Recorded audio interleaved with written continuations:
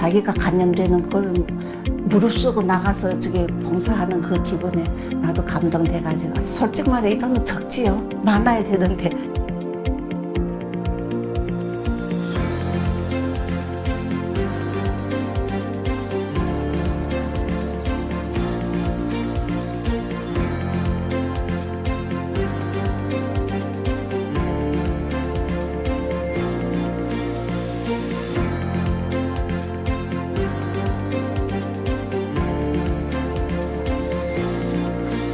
저희도 힘들지만 그저 봉사하는 그 자체만으로도 이렇게 행복한 거잖아요. 나보다 남을 위해서 이웃을 도울 수 있다는 게 행복한 마음이고. 감사합니다. 있잖아요. 곧 다음 주 또 사면 되니까. 건강한 사람은 이거 빨았어도 된다니까. 자기 산소를 위해서 기도하는 거지. 코로나도 도망가고 다 나을 거니까 힘내시고 열심히 삽시다.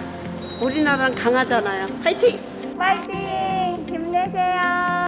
파이팅! 화이팅! 마포구 주민 여러분 힘냅시다. 화이팅! 코로나 물러가라! 파이팅!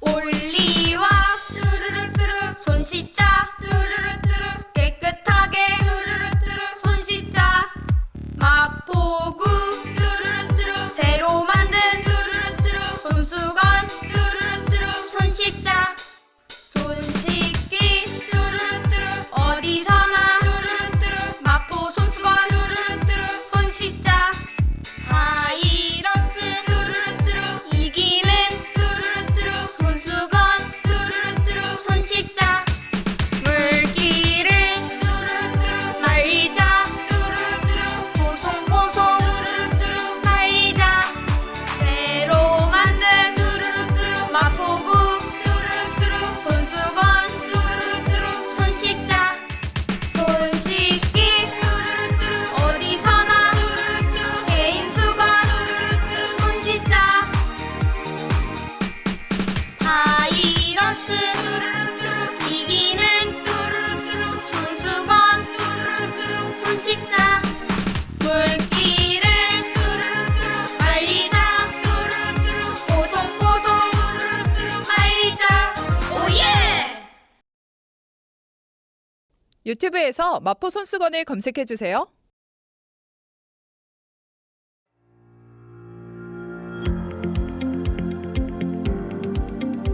자기가 감염되는 걸 무릅쓰고 나가서 저기 봉사하는 그 기분에 나도 감동돼가지고 솔직히 말해 이 돈은 적지요. 많아야 되는데.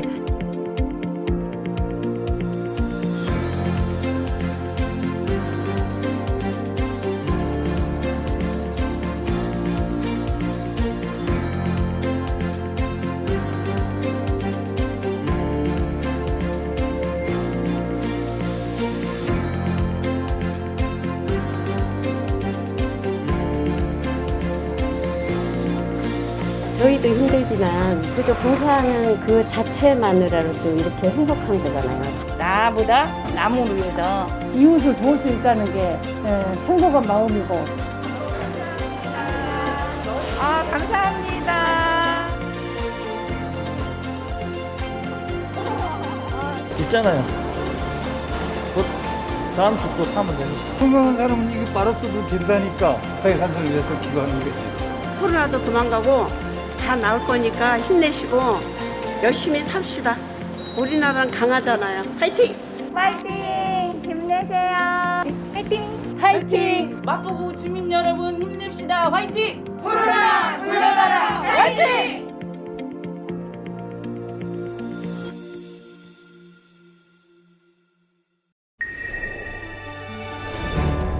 일상을 여행하듯 언제나 설레는 곳이 있다. 빌딩 숲을 벗어나 활자의 숲을 거닐다. 생각지 못한 즐거움에 가슴이 뛴다.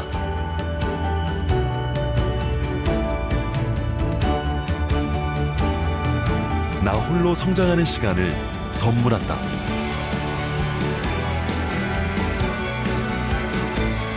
일상을 여행하듯 행복하게 나의 도시, 나의 마포.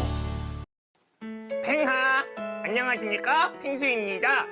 지금 코로나19 치료받고 계신 분들 치료 잘 받으시고 건강하게 나으시길 팽수가 진심으로 응원합니다. 또 많은 간호사 선생님 그리고 의사 선생님들이 잠도 못 주무시고 일하고 계신다고 들었어요. 선생님들 모두가 영웅입니다. 여러분 모두 힘내세요. 팽러뷰.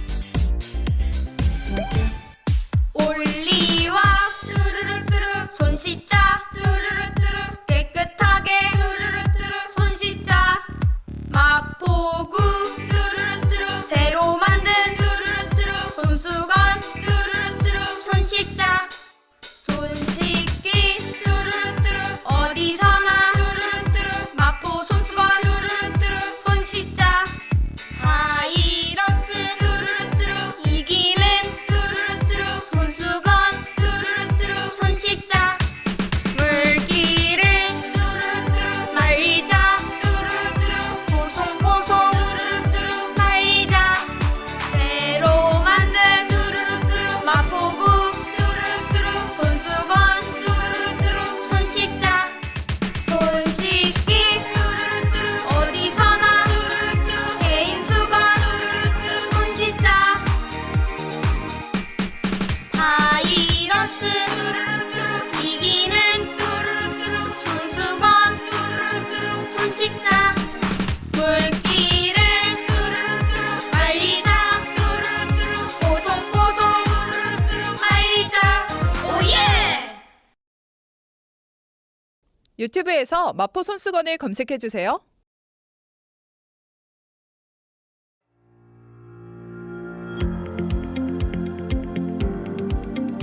자기가 감염되는 걸 무릅쓰고 나가서 저기 봉사하는 그 기분에 나도 감동돼가지고 솔직히 말해 이 돈은 적지요. 많아야 되는데.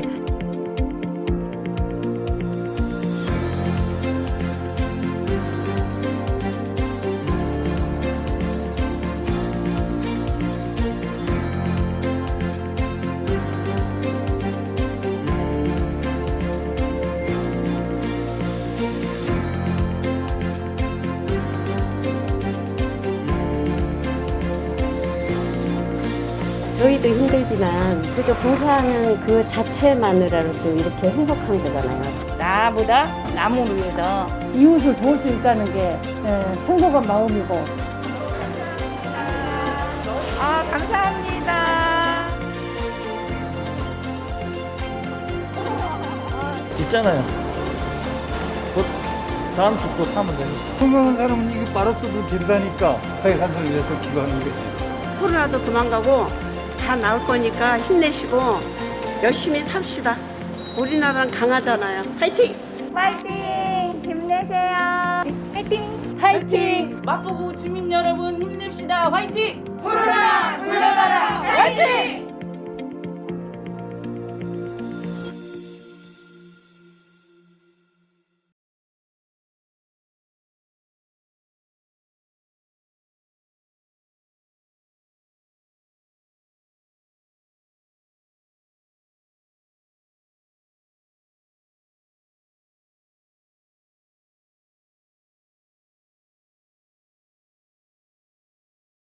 안녕하세요, 여러분. 생활 속 거리두기 잘 실천하고 있으신가요? 저희 마포TV에서는 마포구민 여러분의 슬기로운 집콕 생활에 필요한 다양한 문화 서비스를 생중계해드리고 있습니다. 오늘 벌써 인문학 강연 3번째 시간입니다. 지난주에는 모스크바와 스탈린 체제라는 제목으로 강연 2번째 시간을 가졌는데요. 코로나19로 인해 생긴 독서와 문화생활에 대한 공백도 줄이고 인문학에 대한 생각의 폭을 넓힐 수 있는 시간이었습니다. 마포중앙도서관과 이화여대 사학과가 함께하는 인물과 도시, 인문학 강연이 오늘도 비대면 생중계로 진행됩니다. 오늘 강연은 스탈린그라드와 제2차 세계대전이라는 제목으로 마포중앙도서관 페이스북과 마포TV 유튜브로 생중계됩니다. 여러분, 오늘 강연도 잘 들어주시기 바랍니다. 지금까지 마포TV 아나운서 한혜원이었습니다.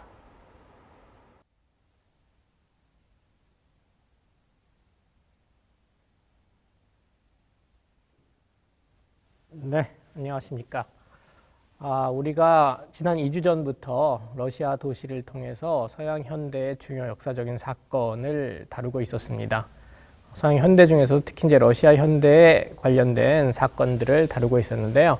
오늘은 아마도 조금 더 범주가 큰 요 제2차 세계대전이라고 하는 유럽뿐만 아니라 전 세계적인 영향을 미쳤던 사건을 다루게 될 겁니다. 지난주하고는 약간 다르게 오늘 이 이야기의 소재가 되는 도시, 이 월고그라드라고 하는 도시는 앞에 모스크바나 페테르부르크와는 달리 아주 큰 도시도 아니고 또 많은 사람들이 찾는 그런 관광 도시도 아니에요. 그렇지만 이제 굉장한 역사적인 중요성을 갖고 있는 도시이고요. 그런 면에서 이제 나름 숙고가 필요한 그런 도시인데 그럼에도 불구하고 여전히 많은 사람이 직접 찾는 그런 도시는 아니니까 이 도시 이야기를 먼저 해드리는 것이 아니라 우리의 이야기 속에서 이야기가 한 중간 정도 정점에 이르렀을 때쯤에 이 볼고그라드의 이야기가 나올 것 같아요. 네. 우리가 첫 시간에는 이제 러시아 혁명, 1917년에 일어났던 러시아 혁명에 대해서 배웠었고요. 그리고 지난주에는 혁명 이후에 소련 체제가 어떻게 만들어졌는지에 대한 이야기를 나눠봤었어요.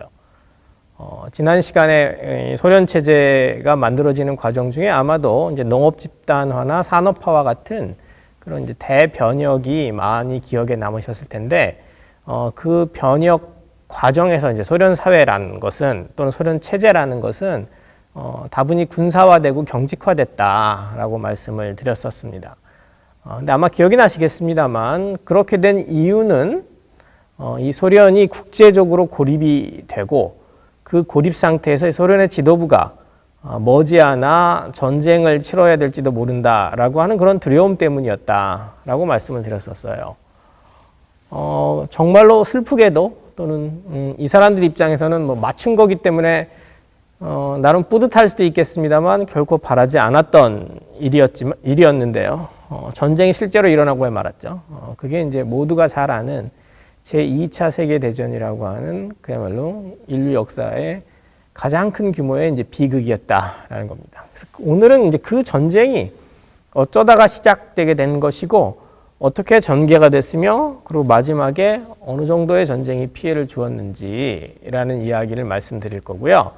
어쨌든 지금 우리의 지금 강연의 핵심적인 주제 또는 가장 핵심적인 부분이 러시아이기 때문에 요 세 가지를 조금 더 러시아의 시각에 맞춰서 설명을 드려볼까 합니다.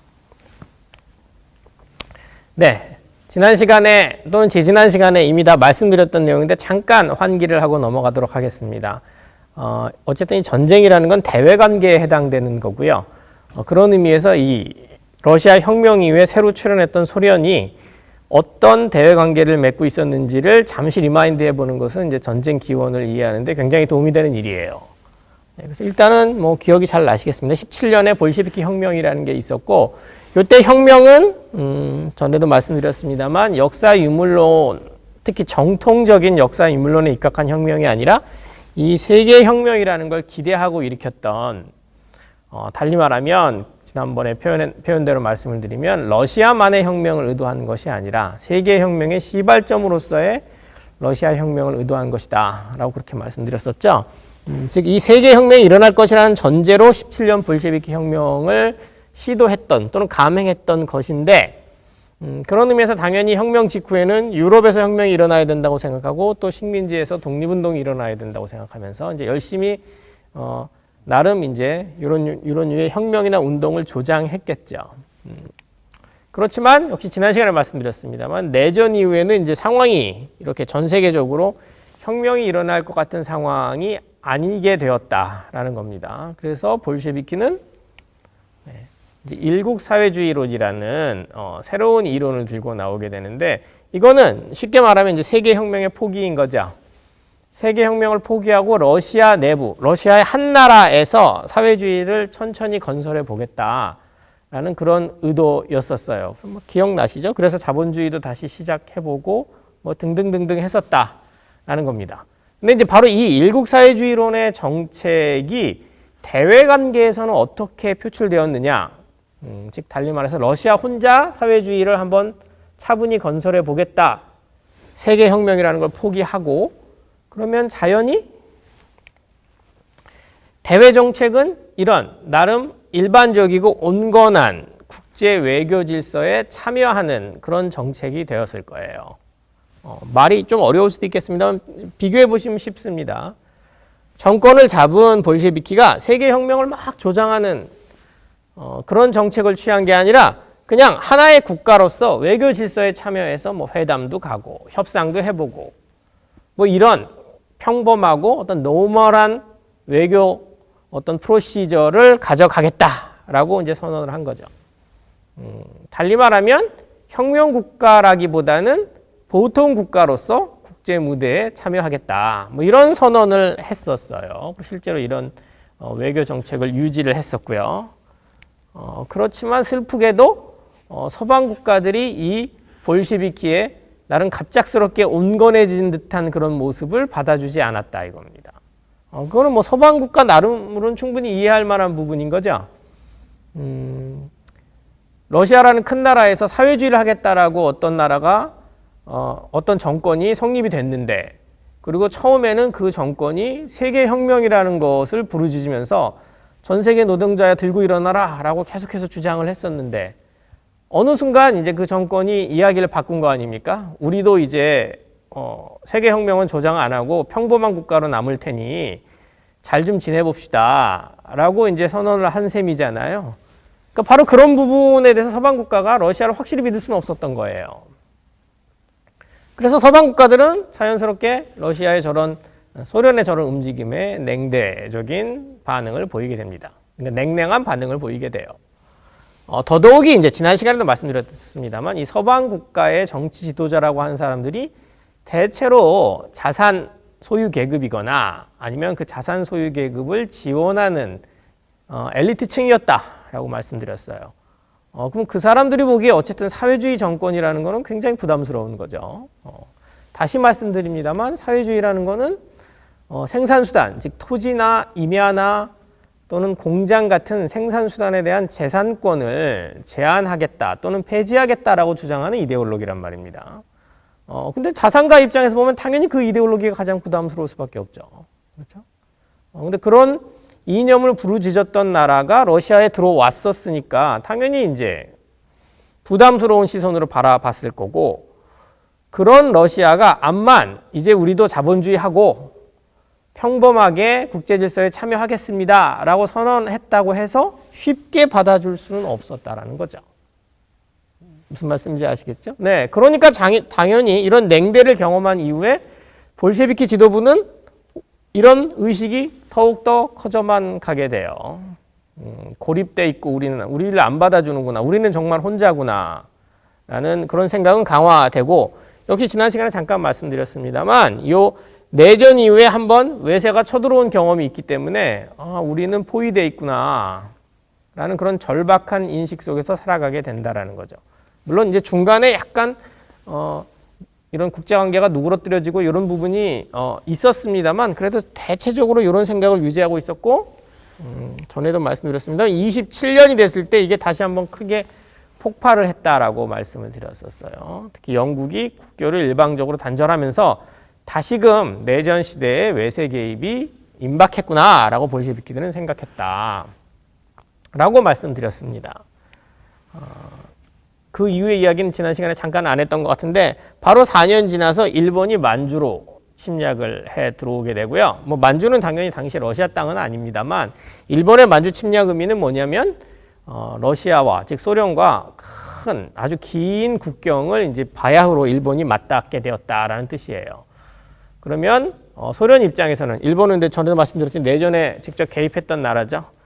그 나라와 아주 긴 국경을 마주하게 됐다라는 것은 당연히 안보 불안을 느끼게 된다라는 겁니다. 그리고 더 이제 최악의 시나리오는, 최악의 케이스는 이것이었는데, 바로 1년 후에 나치가, 정확히는 33년입니다만 32년 말이면 이제 대충 알았으니까요. 독일에서 나치가 집권을 하게 되는데 이제 히틀러 도당이라고 할 수 있는 나치. 기본적으로 나치가 물론 이제 제1의 공적으로 내세웠던 것은 영국과 프랑스였어요. 지금 나치가 이제 어떤 집단이냐면 독일이 1차 대전에 이제 패전국이잖아요. 패전을 하고 그 패전국 지위에서 너무나도 큰 모욕을 당했다라는 그런 생각을 갖고 있는 사람들이에요. 특히 영국, 프랑스 전승국에 의해서. 그래서 이제 그 영국, 프랑스가 준 모욕을 뒤집고 더 강하고 위대한 독일을 건설하겠다. 뭐 이런 류의 이야기를 하고 있는 친구들입니다. 굉장히 무모하게 이제 그런 류의 이야기를 하는 친구들인데 이 친구들이 영국하고 프랑스만 적대적으로 생각했느냐? 그렇지 않고 동시에 소련도 적대적으로 생각했었어요. 그 소련을 적대적으로 생각하는 이유는 여러 가지가 있었습니다만 오늘 그냥 간단히 소개해드릴 만한 이야기는 뭐냐면 이 친구들이 이제 잘 아시겠습니다만 이제 굉장한 인종주의자들이죠. 인종주의 중에서도 특히 이제 유대인을 혐오하는 반유대주의자들인데 이 사람들의 시각으로 봤을 때는 소련 정권이라는 것이 유대인 정권처럼 보였어요. 쉽게 이야기 우리 입장에서 쉽게 이야기 어렵습니다만 실제로 볼셰비키 혁명의 지도자들 중에 상당수가 뭐 일부 학자가 조사한 바에 의하면 70% 이상이 유대인이긴 했어요, 실제로요. 근데 그 볼셰비키 혁명의 지도자들, 즉 마르크스주의자들이 상당수가 유대인이었는데 그 사람들이 뭐 유대의식을 갖고 주다이즘 속에서 레볼루션을 했던 거는 전혀 아니죠. 우리가 전에 말씀드린 것처럼 당연히 이제 마르크스주의라는 전혀 다른 이념을 통해서 사회주의 혁명을 시도했던 것인데 그럼에도 불구하고 어쨌든 나름 민족적인 백그라운드는 유대인들이었다 이겁니다. 나치가 보기에는 사회주의, 볼셰비키의 어떤 그 정권이라는 것이 이른바 유대인의 음모에 의해서 탄생된 정권이고 유럽에서 일반적으로 특히 20세기까지도 유대인을 보는 시각은 그렇게 좋지 않았거든요. 그러니까 특히 이제 기독교 문명에서 유대인을 바라볼 때는 그 어떤 감성으로 바라봤냐면 나름 이 신약 성서에 나오는 유대인의 모습이라는 것이 좀 왜곡돼서 이렇게 전달이 돼 있었던 거예요. 신약 성서에 특히 이제 복음서에 나오는 구약 말고 신약이에요. 복음서에 나오는 유대인들은 대체로 이제 예수를 팔아 넘기려고 하는 그러니까 예수를 뭔가 음모를 꾸며서 예수를 이제 로마 관리에게 팔아 넘겨서 이제 이 뭐라고 표현해야 되죠? 고통을 준다라는 표현은 좀 이상한데 하여튼 예수를 팔아 넘기려고 하는 그런 음모를 꾸미는 사람처럼 그려져 있잖아요. 그러니까 바로 이후에 이제 유럽의 기독교 문명에서 많은 특히 일반인들이 가졌던 유대인에 대한 편견이 이제 일종의 그런 거예요. 자신들의 기독교 문명을 뭔가 배후에서 망가뜨리고 무너뜨리고 이런 음모를 꾸미는 사람들 뭐 이런 이미지를 갖고 있었습니다. 근데 이 나치가 봤을 때 공산주의 체제라는 게 딱 그거다 이겁니다. 그러니까 기독교 문명을 음모로서 무너뜨리려고 하는 그런 악이다라는 그런 생각을 이 친구들은 실제로 그런 식으로 믿고 있었고 이런 친구들이 집권을 하니까 당연히 이제 극렬한 반소련, 반공 노선을 이제 펼치게 되는 거죠. 소련의 입장에서 보면 이게 굉장히 안 좋은 일들이 계속 생기는 거죠. 영국 국교 단절에서도 벌써 엄청난 고립감과 포위 의식을 느꼈는데 적대적인 일본이 긴 국경을 함께 하게 되고 소련과 그리고 본격적인 반공 반소 노선을 펼치는 나치가 독일에서 정권을 잡았다라는 것은 정말 안 좋은 뉴스였다 이겁니다. 네, 이게 당시 독일의 포스터예요. 네, 이게 독일 사람들이 어떻게 묘사를 하는 거냐면 이 1917이라는 게 러시아 혁명을 상징하고요. 이 17이 일으킨 1917년도가 일으킨 화염, 불길, 불바다 이런 것들이 자기네 독일로 넘어오는 것이다. 이거는 유대인의 음모다. 뭐 이런 식으로 이제 이른바 선전 내지는 프로파간다를 했던.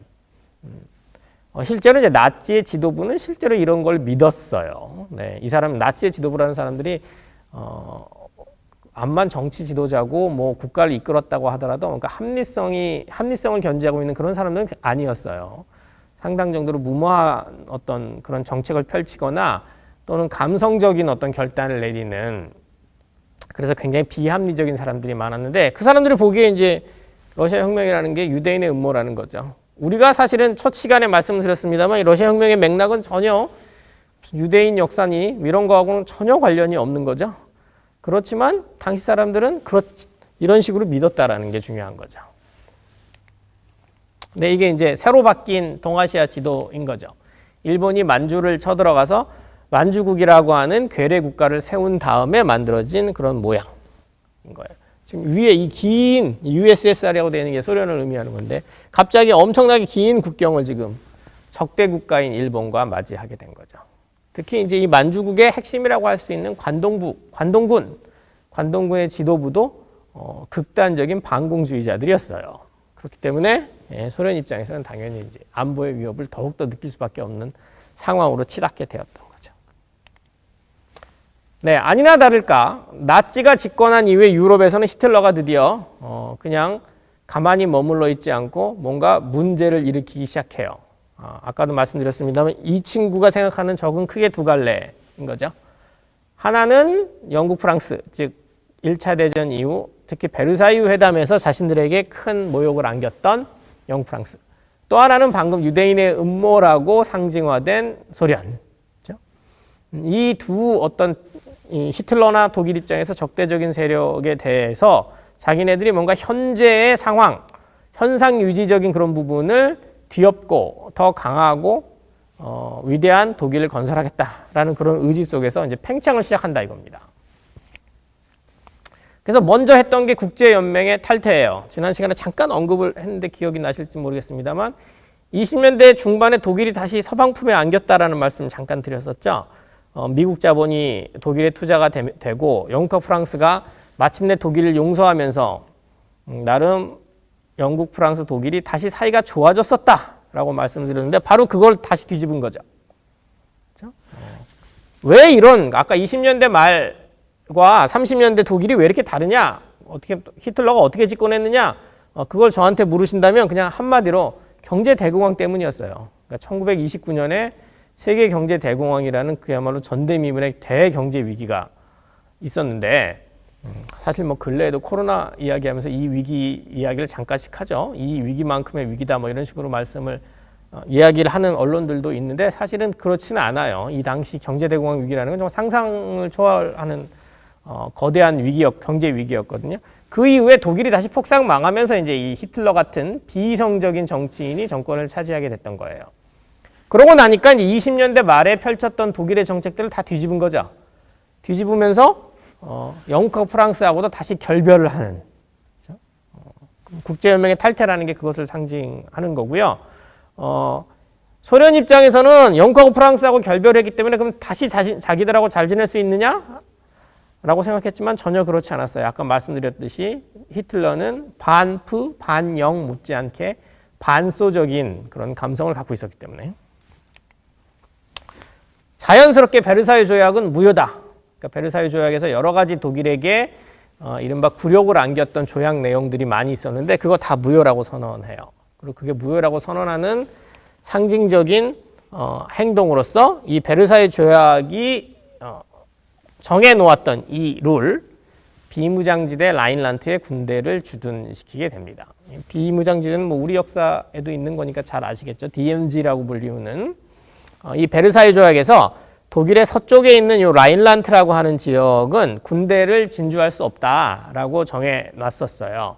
왜냐면 이 서쪽 지역이 이제 바로 프랑스로 가는 그런 국경 지역이니까 그러니까 프랑스하고 독일이 1차 대전 때 전쟁을 했던 그 전쟁을 다시는 못 일으키게 한다라는 그런 의도에서 서쪽 국경에는 군대를 진주하지 못하게 이 베르사유 조약에서 만들어놨었는데 그걸 무시하고 군대를 진주시킨 거죠. 이거는 이제 정말 대놓고 영국 프랑스의 어떤 영국 프랑스가 만들어놓은 국제정치 구도에 도전을 한 거였다라는 겁니다. 그러고 나서 같은 해 그리고 바로 다음 해 당시에 독일과 비슷한 그런 이른바 파시스트 체제 또는 비민주주의 또는 반민주주의 체제로 나아가고 있던 두 나라 이탈리아, 일본과 군사 동맹을 맺습니다. 그거는 이제 우리가 반공협정이라고 하는데요. 역시 이것도 본격적으로 영국, 프랑스 그리고 소련에게 도전하겠다라는 그런 의사 표현이었습니다. 여기 반공협정할 때 공이 바로 공산주의라는 뜻이에요. 그래서 반공, 그럼 공산주의를 막는 협정이다 의미인데, 그러면 이 이탈리아와 일본과의 협정이라는 게 꼭 소련만을 대상으로 한 것이었느냐? 그거는 아니었어요. 조금 이따 보시면 아시겠습니다만, 요 시기에 잠깐 이제 소련이 영국, 프랑스와 사이가 가까워지는 그런 국면이 펼쳐지거든요. 이제 바로 그런 지점에서 이 이탈리아, 일본, 독일의 입장에서 보면은 소련과 가까워진 나라는 다 공산주의다 라는 그런 생각 속에 이름을 명명했던 거예요. 방공협정. 네, 그리고 히틀러의 모국이었던 오스트리아도 합병을 해버려요. 독일이 점점 팽창하고 영토가 넓어지고 있는 그런 모습인 거죠. 지금 뭐 우리의 주인공은, 지금 현재 우리가 말하는 주인공은 소련이니까 소련 시각에서 한번 보시면, 그렇죠? 본격적인 방공 반소를 부르짖고 있는 나라가 점점 군사력을 키우고 또 국경을 넓혀가고 있는 그런 모습인 거죠. 당연히 이제 안보에 큰 위험을 느꼈을 것이고, 지난 시간에도 말씀드렸습니다만 바로 이 시기가 이제 소련 입장에서는 농업 집단화를 계속하고 산업화를 계속해서 가속화했던 그런 시대예요. 왜 그랬는지 이제 이해할 수 있으시겠죠. 충분히요. 네. 이런 독일 팽창 때문에 국제 정치의 구도가 약간 변화하게 됩니다. 뭐냐면 독일이 너무나도 큰 문제를 지금 일으키고 있기 때문에 영국하고 프랑스가 자기들만으로 독일을 충분히 제어하기 어렵다라는 판단을 내리고 소련에 손을 내밀어요. 그래서 영국하고 프랑스, 소련이 이른바 집단 안보 체제라고 하는 것을 구축하게 됩니다. 네, 이른바 이제 반파시즘 연합이었어요. 그러니까 독일의 파시즘에 반대하는 사람은 다 모여라는 거죠. 말씀드렸듯이 영국하고 소련은 사이가 안 좋았죠. 지금 27년에 국교도 단절했다고 그러고 어쩌고저쩌고 했으니까 평범한 상황이었으면 계속 사이가 안 좋았을 가능성이 큰데, 특히 이유는 뭐 영국의 정치 지도자들이 이 사회주의를 부르짖는 나라를 당연히 달가울 원리가 없으니까요. 근데 그럼에도 불구하고 너무나도 큰 문제를 일으키는 히틀러라고 하는, 그리고 너무나도 과감하고, 뭐 좋은 말로 과감한 거죠. 나쁜 말로 굉장히 무모한 팽창을 펼치는 것 같은 그런 히틀러의 등장 때문에 이 영국하고 프랑스가 일시적으로 마음을 좀 누그러뜨리고 소련과 이제 나름의 연합을 한 거예요. 그게 이제 반파시즘 연합이고요. 이 반파시즘 연합은 군사 동맹으로까지는 발전하지 못했지만 그래도 서로 외교 공조를 통해서 히틀러의 팽창을 제어하는 데는 함께 하자라고 그렇게 이제 합의를 했던 그런 거죠. 그래서 이제 소련 입장에서 보면은 이제 일본이 만주를 쳐들어와서 골치 아파지고 독일에서 히틀러가 집권을 하면서 반공 노선을 펼쳐서 그 두 가지는 굉장히 나쁜 뉴스였는데, 그럼에도 불구하고 예전에 역시 또 못지않게 두려워하던 영국, 프랑스하고는 사이가 좋아졌기 때문에 반대로 말하면 순수한 고립에서는 벗어나는 계기이기도 했어요. 이 집단 안보라고 하는 것이요. 이 집단 안보 이전에 20년대 말 상황은 지난 시간에 말씀드렸죠. 그냥 소련만 홀로, 나 홀로잖아요. 근데 적어도 지금은 히틀러라는 그런 무모한 인간 때문에 완전한 나 홀로는 아닌 상황이 되었죠. 물론 그래도 군사적인 위협이 사라진 것이냐, 아니면 군사적인 위협이 덜해진 것이냐, 그렇지는 않죠. 오히려 더 대놓고 군사 행동을 할지도 모르는 독일과 일본이라고 하는 나라가 양쪽 국경에 지금 사실상 자리를 잡고 있는 거나 마찬가지니까 이 스탈린이나 소련 볼셰비키 지도부의 신경은 계속해서 쓰이고 있습니다만 그래도 순수 고립 상태는 이제는 아니었다라는 거예요. 이게 이제 30년대 중반의 상황입니다. 그래서 이제 소련 입장에서 이 집단 안보 체제라는 게 약간 희망적이기도 했다 이거죠. 혼자 철저한 왕따는 아니기 때문에. 근데 이제 소련의 기대와는 달리 소련 입장에서는 이제 실망스러운 일들이 계속해서 펼쳐지게 돼요. 그것이 이제 이른바 영국과 프랑스가 이른바 유화 정책이라는 거를 펼치면서, 이 유화 정책이라는 건 뭐 당시부터 쓴 말이긴 합니다만, 유화라는 게 유하게 부드럽게 대한다니, 영어로는 이게 appease라는 단어를 번역한 거예요. 쉽게 말하면 달래고 봐주는 거죠. 누구를 달래고 봐주는 것이냐? 독일을 봐주는 거예요. 히틀러와 나치를 영국과 프랑스가 강하게 압박하는 게 아니라 봐주기 시작했다 이겁니다. 어떻게 봐주기 시작했느냐? 아까 말씀드린 거 이거. 처음에 라인란트에 군대를 주둔해 버리니까 국제법 위반인 거죠, 일종의. 그렇죠? 정확히 말하면 조약 위반이에요. 베르사유 조약 위반. 베르사유 조약 자체도 이제 무효라고 일방적으로 독일이 선언한 것도 그것도 큰 문제인 거고, 그리고 진짜로 위반하면서 군대를 주둔한 것도 엄청난 문제예요.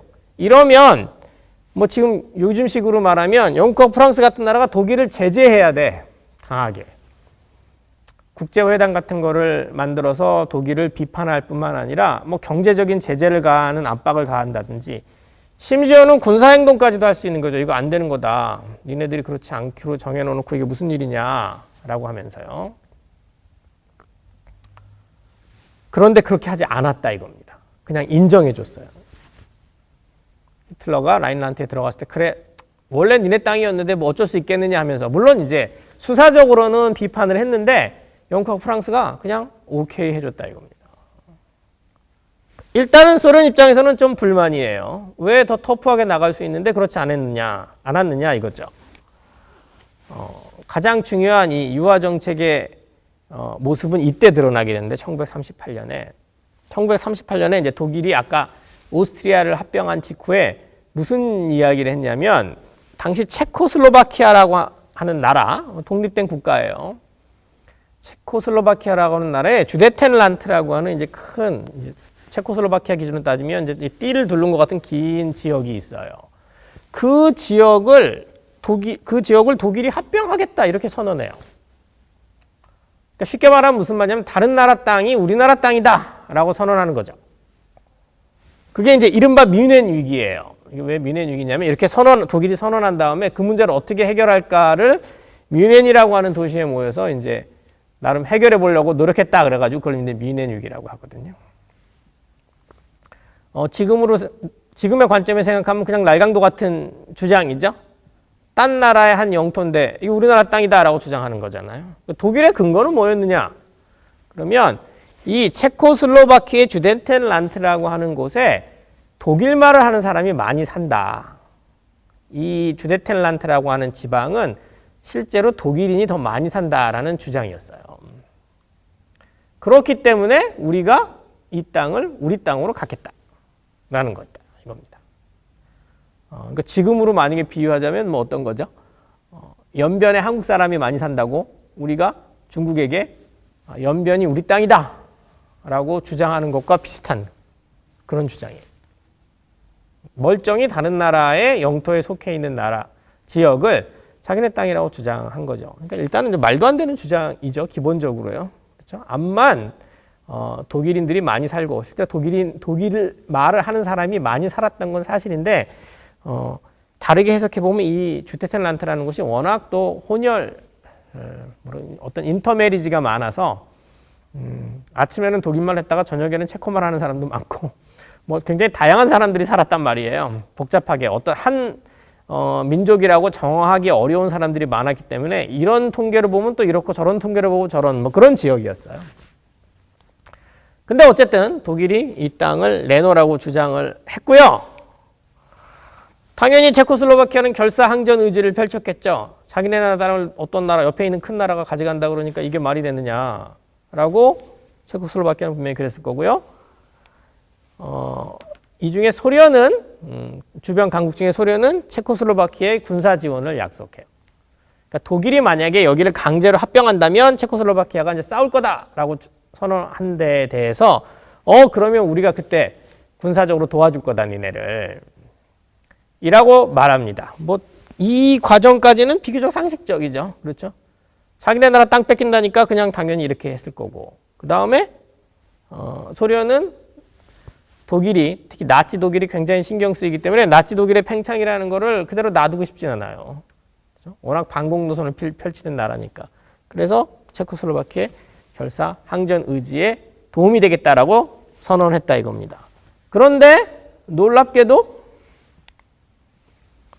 영국이 중심이 돼서 네, 뭐 프랑스도 따라갔으니까 마찬가지긴 합니다만 히틀러의 주데텔란트 요구를 아까 그 뮌헨에서 들어줘요, 영국이. 그러니까 히틀러가 요구했던 땅, 그래, 이거는 독일 땅으로 합시다 라고 영국이 오케이를 해줬다라는 거죠. 더욱더 놀라운 건 바로 이거죠. 그 오케이를 자기네 마음대로 해줬어요. 달리 말하면 당사 국가인 체코슬로바키아와 협의하지 않고 오케이를 해줬어요. 그리고 아까 외교 공조를 펼치기로 했던 소련과 그렇죠? 집단 안보 체제 속에서 나름 공조국이라고 할 수 있는 소련과도 상의하지 않고 영국하고 프랑스만이 사실상 단독으로 이 주데텔란트 요구를 인정해줬다라는 겁니다. 그래서 이게 이제 아까 말씀드린 유화 정책, 히틀러 달래기 정책의 클라이막스다라고 사람들이 많이 이야기를 해요. 선뜻 이해가 잘 안 가는 행동이죠, 그렇죠? 네. 그러고 나니까 이듬해 나치가 체코슬로바키아 전체를 그냥 병합해 버립니다. 물론 이제 체코슬로바키아 정말 100%는 아니고 한 90% 정도만 이제 가져가고 나머지 10%는 옆에 있던 다른 동유럽 나라들이 또 띄어 먹어요, 같이. 그래서 뭐 어떤 학자는 이걸 3분할이라고 표현하기도 하는데 놀라운 일이 펼쳐진 거죠. 네. 영국이 이때 히틀러에게 주데텔란트를 넘겨줄 때는 뭐라 그랬냐면 이게 마지막이다라는 식이었어요.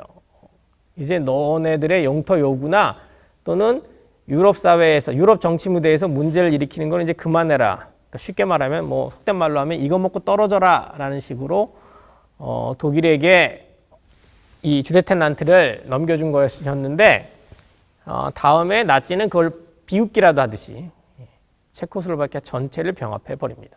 그러니까 사실상 전체를요. 그래서 이게 이제 지도의 모습이고요. 아까 독일의 팽창이 어떻게 이루어졌나를 보여주는 그런 지도예요. 이게 원래는 요런 색깔의 나라였는데 여기 이 라인란트, 이 프랑스 국경에 다 있는 이 라인란트 지역에 원래는 군대가 못 들어간다 그랬잖아요. 그 군대를 이제 주둔시킨 거고요. 오스트리아 합병한 거고요. 그 다음에 이제 주데텔란트라는 게 이렇게 띠를 두른 것 같은 이런 란트예요. 요거 달라고 한 거죠. 그거를 영국의 용인 속에 합병을 한 거고.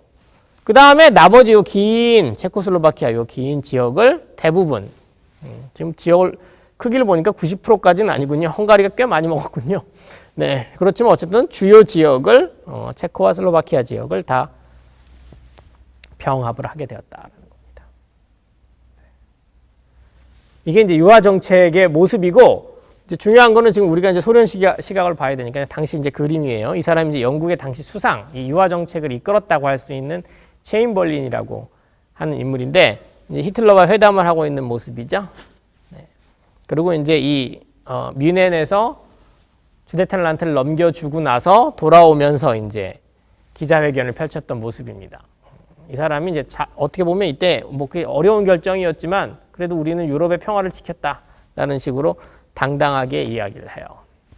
그리고 좀 마지막 사진은 이제 특별히 좀 흥미로울 수 있어서 갖고 왔는데 저 남자가 혹시 누군지 알아보실 수 있는 분이 계실 수도 있겠습니다만 저쪽 끝은 당연히 히틀러고요. 저 가운데 사람은 그 유명한 영국의 윈저공이라고 하는 인물이에요. 저 인물이 어떤 걸로 유명하죠? 영국의 이제 왕통을 계승할 수 있는 이제 왕자였는데, 그렇죠? 근데 어느 날 갑자기 미국의 평범한 여자와 중산층 정도 되는 평범한 여자와 갑자기 사랑에 빠진 거죠.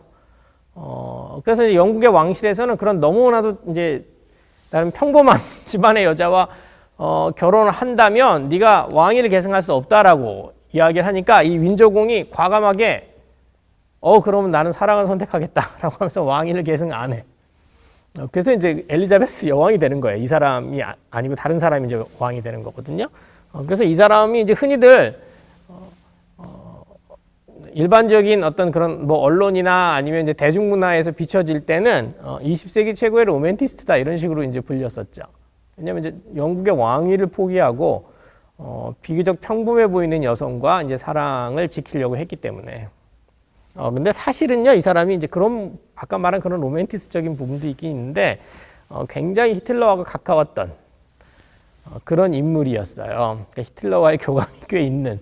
이 얘기를 지금 왜 말씀을 드리냐면 영국이 이렇게 히틀러를 봐줄 때 사실은 이제 아까 그 유화 정책이라는 말에서도 드러나듯이 뭔가 이렇게 좀 크라잉 베이비를 다루는, 그러니까 뭐 말썽꾸러기를 어쩔 수 없이 달래면서 이렇게 그래 요만큼만 더 먹어라, 요만큼만 더 먹어라, 뭐 이런 모습도 분명히 있긴 있었는데 동시에 이 영국과 독일이 원래부터 갖고 있었던 문화적인 친밀성 또는 심지어는 인종적인 유대 이런 것도 좀 있었어요.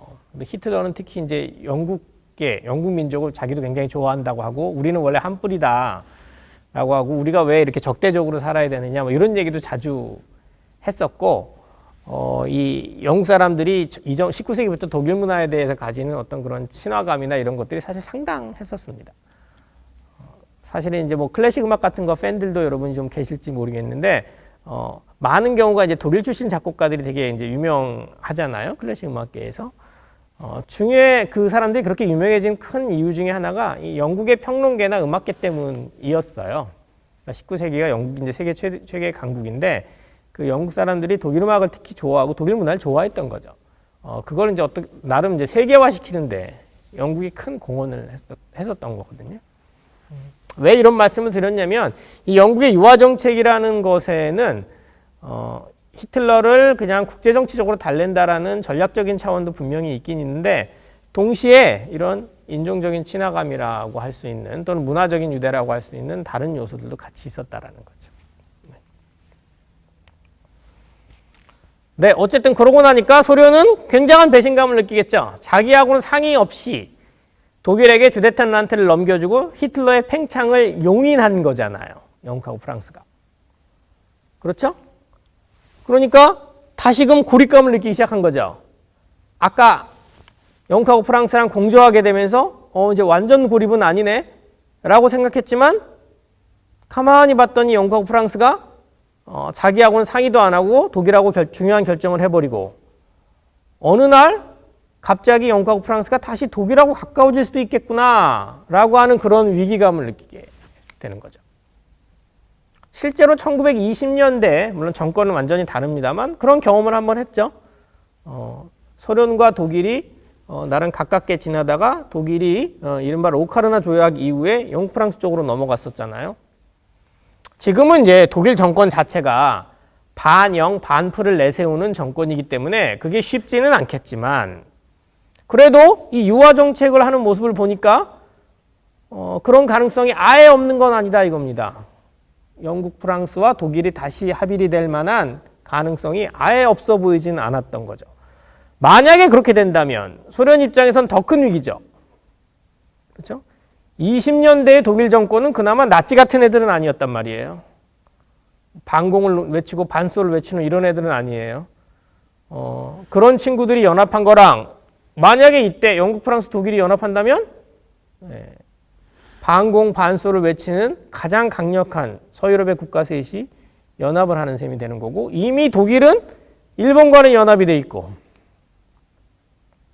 그렇죠? 그럼 소련 입장에서는 철저한 고립이고 바로 거대한 전쟁을 치러야 될지도 모르는 그런 상황으로 치닫게 되는 거죠. 이게 굉장히 유명한 일종의 이제 신문 만평 같은 그런 것인데 맨 밑에 이렇게 써 있죠. 스탈린이에요, 저 인물이 소련 지도자인. 내 의자는 없네? 뭐 이런 표현이죠. 즉 이게 이 친구가 아까 말한 이 영국의 수상, 이 친구는 이제 프랑스 수상인데요. 챔벌린이라는 인물이요. 히틀러와 이렇게 지네끼리 뮌헨에서 주데텐란트를 주기로 합의한 거죠. 근데 스탈린은 뒤늦게 와서 내 자리가 없네. 즉 스탈린은 초대받지 못했으니까.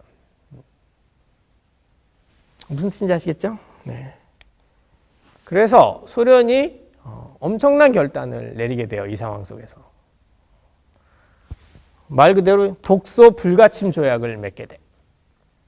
이게 갑자기 또 무슨 소린가 라고 생각하실 수도 있겠습니다만 소련이 지금 영국, 프랑스와 공조를 하면서 나치의 팽창을 제어한다라는 아이디어 속에서 그런 아이디어 속에서 자신들의 국제 정치를 국제 또는 정책을 펼쳐내고 있었던 거죠.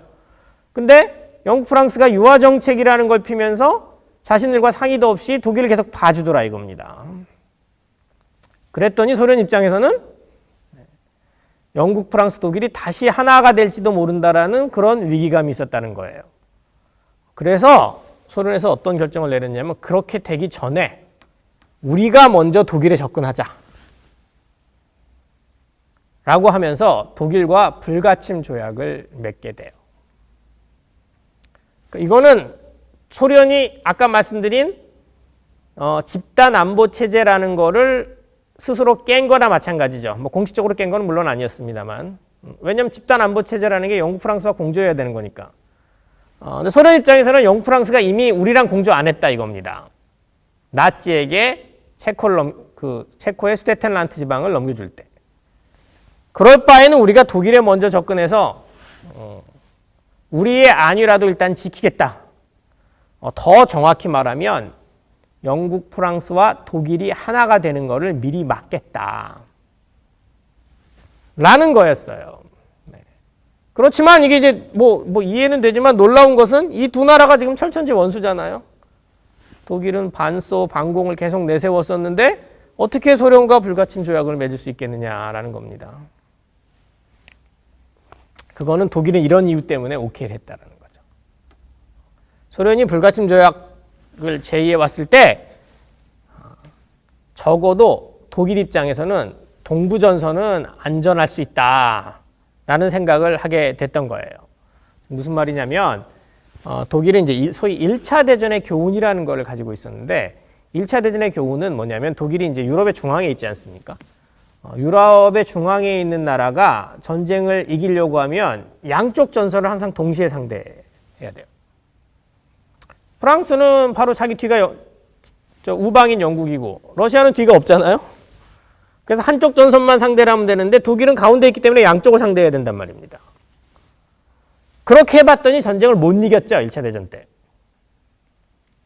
그래서 독일은 내부에 그런 결론이 있어요. 유럽에서 전쟁을 자기네가 승리를 하려면 양쪽 전선을 동시에 상대를 못한다는 거예요. 근데 마침 소련이 불가침 조약을 맺자라고, 그러니까 서로 전쟁을 하지 말자라는 거죠. 맺자라고 제안을 해오니까 독일 입장에서는 땡큐인 거죠. 그래서 암만 반공, 반소라고 할지라도 일단 생각할 때 독일의 우선적인 적, 영국, 프랑스를 물리칠 수 있는 좋은 기회다라고 생각하고 독일은 이 소련의 제안에 대해서 오케이를 하게 된다 이겁니다. 소련은 아까 말씀드린 대로 이거죠. 영국이 왜 저렇게 봐주느냐 이겁니다. 왜 독일을 계속 봐줬을까? 소련 입장에서는 영국이 이걸 못 버렸다라고 생각했어요. 그러니까 소련과 상의 안 하고 독일을 계속 봐주는 거는 독일을 살려놓고 그 독일을 이용해서 공산주의의 팽창을 막으려고 하는 그들의 계산이다 라고 생각했던 거죠. 그리고 최소한 이거죠. 영국, 프랑스, 독일이 하나로 합일되는 걸 막고 틈을 갈라놔서 혹시라도 지네끼리 전쟁을 하게 되면 소련 입장에서는 크게 시간을 버는 셈이니까요. 그래서 바로 이런 의도로 독일에게 불가침 조약 제안을 한 겁니다. 실제로 소련은요, 이 불가침 조약 제안을 할 때도 언젠가는 독일하고는 전쟁을 할 수밖에 없다라는 거는 잘 알고 있었습니다. 왜냐하면 독일이 워낙 이념적으로 반소 반공을 내세우는 나라이기 때문에 그 나라와 공존할 수는 없다라는 건 알았어요. 근데 그 반소 반공을 내세우는 국가를 1대3으로 상대할 것이냐. 그러니까 달리 말하면 그 국가가 영국하고 프랑스랑 사이가 좋아진 상태에서 상대할 것이냐. 아니고 그 국가를 영국하고 프랑스와 사이를 띄워놓은 상태에서 상대할 것이냐. 이거는 큰 차이가 있는 거죠. 그렇죠? 불가침 조약은, 독소 불가침 조약은 바로 이제 그런 의도였다라는 겁니다. 독일에 접근함으로써 독일이 영국, 프랑스와 화해를 하는 것이 아니라 영국, 프랑스와 전쟁을 할 수 있는 기회를 열어준 거죠. 소련의 입장에서는요. 그래서 이 도저히 있을 수 없을 것 같았던 이 서로 원수끼리의 불가침 조약이 맺어지게 됐던 거예요. 이게 1939년 8월에 있었던 일이고 전 세계적인 충격을 주었던 그런 조약이었어요. 그래서 아니나 다를까 이제 이런 류의 정말 유명한 이것도 만평인데요. 서로 지금 욕을 하고 있는 거예요. 이게 지금 히틀러고 저게 스탈린이거든요. 서로 이제 안 좋은 욕을 하고 있지만 그렇지만 모자를 서로 벗고 지금 인사를 나누면서 일단 일시적으로 제휴합시다 라고 하고 있는 거죠. 그래서 이제 독소 불가침 조약이 맺어지고 나니까 독일 입장에서는 어때요? 동쪽 전선에 부담스러운 큰 나라는 없는 거죠. 그러니까 이제 본격적으로 이른바 베르사유 조약에서 강제해 놨던 그런 독일의 굴욕이라는 것을 타파할 수 있는 이제 기회, 지네 생각에는요. 그러면서 유럽을 재편할 수 있는 기회다라고 생각하고 전쟁을 일으키게 되는 거죠. 그래서 그때부터 이제 드디어 아까 39년 8월에 독소 불가침 조약이 맺어졌다 그랬는데 39년 9월에 바로 전쟁이 이제 시작이 돼요. 전쟁 시작은 어디서부터 했느냐? 영국 프랑스를 바로 공격했느냐? 그렇지는 않고 동쪽 전선이 안전됐다고는 하지만 동쪽에 그리 크지 않은 한 나라가 이 폴란드라고 하는 신생 국가가 당시에 영국 프랑스와 동맹국이었어요. 그래서 이 독일 입장에서는 등 뒤에 있는 이 나라부터 먼저 정리를 해야 된다라는 생각에 39년 9월에 폴란드로 침공에 들어갑니다. 침공해서 어렵지 않게 3주 만에 폴란드의 핵심 부분을 다 장악하게 돼요. 그래서 이제 이 추가 팽창을 위한 일종의 교두보로서 폴란드를 점령했던 것. 이게 이제 보통 학자들이 2차 대전의 시작이다 이렇게 보는 거죠. 흥미로운 건 한편 소련이 그때 이제 독일이 폴란드를 거의 점령했을 때쯤에 폴란드의 특히 핵심 지역을 점령했을 때쯤에 슥 폴란드 동부로 군대를 보내서 폴란드 동부의 일부 지역을 장악을 하게 돼요. 그래서 이제 이른바 이제 서방의 보수적인 학자들 같은 경우에 특히 이제 좀 반공 노선을 걷는 학자들 같은 경우에는 2차 대전이 그러니까 나치가 2차 대전을 혼자 시작했던 것이 아니라 나치와 소련이 동시에 2차 대전을 시작한 것이다. 라고 주장하는 학자들도 실제로 있긴 있어요. 실제로 이 전쟁 시작은 한 3주 정도의 간격이 있거든요. 근데 소련의 전쟁 목적은 나치의 전쟁 목적하고는 약간 달랐어요. 나치는 아까 추가적인 팽창을 위한 교두보로서 일단 폴란드를 정리했다라는 거고 소련은 아까도 말씀드렸듯이 언젠가는 독일하고 다시 전쟁을 할 것이다 라고 예상을 했다고 했죠. 그래서 그 향후의 전쟁에 대비한다는 차원에서 자기네 국경지대를 확장해야겠다라는 차원에서 폴란드 동부에 들어갔던 거였어요. 물론 이제 목적은 다르지만 군사 행위를 했다는 점에서는 당연히 둘 다 비판받아 마땅한 행동이죠. 그렇지만 전쟁의 성격이 달랐다는 걸 아는 것도 동시에 중요해요. 그래서 2차 대전이 이렇게 그냥 둘이 같이 시작했다고 보면 이른바 굉장한 독재국가 둘이 유럽을 분할하려고 한 전쟁이구나 라고 오해할 수도 있는데 사실은 그런 전쟁은 아니었기 때문에 2차 대전은 이제 순수하게 독일이 유럽 정치를 재편하기 위해서 유럽을 휘저었던 전쟁이에요. 그러니까 유럽의 기준에서만 보면요. 나중에 이제 아시아 태평양 전쟁도 있으니까 이제 그거는 다른 부분이기도 하고요. 소련이 했던 군사 행동은 비교적 수세적인 군사 행동이었어요. 그러니까 자기네들의 완충지대를 확보한다는 의미에서의 전쟁이었고, 그리고 이제 역사적으로는 지네가 이제 정당화할 만한 여지가 없지 않아 있었던 것이 바로 이 폴란드 동부라는 게 원래는 러시아 제국 땅이었기 때문에, 즉 베르사유 회담 직전까지 러시아 땅이었기 때문에 이제 지네들 입장에서는 원래 땅 찾은 거다 이런 식으로 이제 얘기한 거고, 실제로 이 폴란드 동부라고 불리는 이 지역이 오늘날 폴란드도 아니에요. 이 지역은 이제 오늘날 기준으로 따지면 우크라이나와 벨로루시라고 하는, 그러니까 예전에 소련에 속해 있었던 나라들의 영토거든요. 물론 이제 아주 또 역사로 올라가면 그게 또 원래 폴란드 땅이었고 뭐 복잡합니다만, 네. 그래도 나름 이제 나치와 소련의 전쟁 성격이 좀 달랐다라는 건 함께 아는 것이 좀 중요하죠. 네. 그래서 이제 이 둘이 정리된 다음에 본격적인 전쟁은 나치가 하는 거죠. 그래서 이 순서대로 이제 팽창을 하게 되는데, 먼저 북유럽이 이제 중요한 철광석 산지였기 때문에 전쟁을 지속하기 위해서 확보가 필요하다라고 생각했고, 영국하고 프랑스는 나치가 폴란드를 이제 쳐들어갔을 때 나치에게 선전포고를 하면서 전쟁에 뛰어들게 돼요. 자기는 동맹국을 쳤다라는 이유로 영국하고 프랑스가 사실은 그래서 북유럽을 먼저 점령하려고 했었어요. 그래야 이제 나치가 철광석을 갖지 못하니까 전쟁을 더 확대 못 시킬 거다라고 생각을 했는데 영국하고 프랑스가 준비를 하는 동안 나치 독일이 먼저 들어가 버려요. 그래서 북유럽을 장악을 하고 때는 이제 중요한 거는 1940년 5월에 있었던 거죠. 북유럽을 장악한 독일이 원래 전쟁 목적, 아까 말씀드린 대로 베르사유 조약에서 모욕감을 안겨주었던 영국, 프랑스를 어떻게든지 이제 손본다라는 게 이제 독일의 전쟁 목적 아닙니까? 그러니까 자연스럽게 이제 주적이라고 할 수 있는 이제 프랑스에게 전쟁을 걸었던 거죠. 그게 1940년 5월이고요. 잘 아시겠습니다만 이때 이제 프랑스는 그 전쟁이 너무나도 뻔하니까 나름 완벽한 수비 태세를 갖추고 있었고요. 그래서 그게 그 유명한 마지노선이라고 하는 선이죠. 마지노선을 따라서 완벽한 수비 태세를 갖춰 놓았는데 프랑스의 예상과는 전혀 달리 독일이 고원지대로 넘어오는 바람에 그 다음부터는 프랑스 군대가 그야말로 패닉에 빠져서 놀랍게도 단 6주 만에 프랑스 전체가 정확히 말하면 다 전체는 아닌데 어쨌든 6주 만에 프랑스가 패망을 하게 됩니다.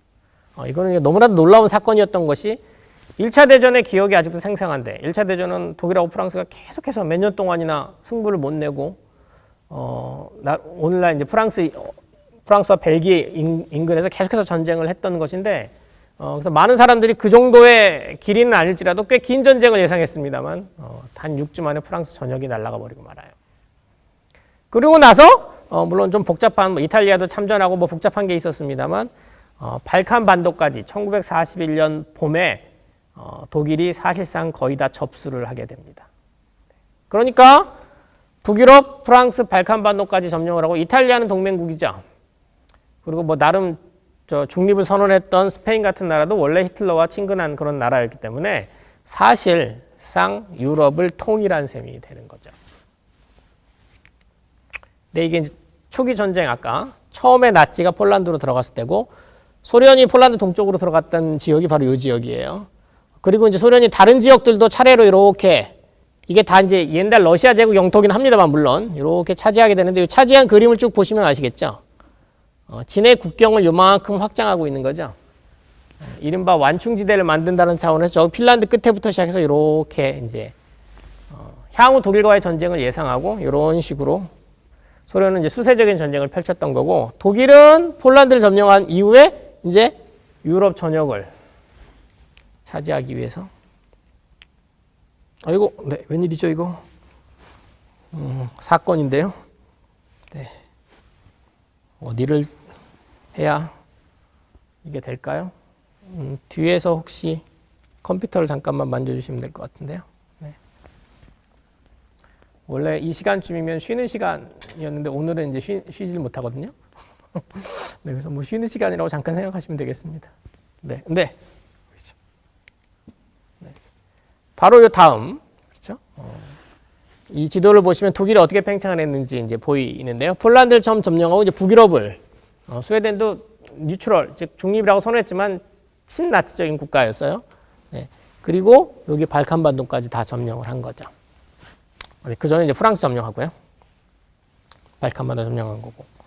네, 여기는 이제 프랑스를 일부러 분할해서 통치를 했는데 이거는 이제 사실상 독일의 괴뢰 정권이었기 때문에 다 나치 색깔로 표시해도 상관이 없고 스페인 당시 프랑코라고 하는 사람이 나치덕의 정권 잡은 사람이기 때문에 뭐 당연히 네, 친나치적이었던 거죠. 그래서 유럽이 사실상 다 나치의 손에 통일이 된 거고 남은 거는 지금 네, 영국만 남아 있었다 이겁니다.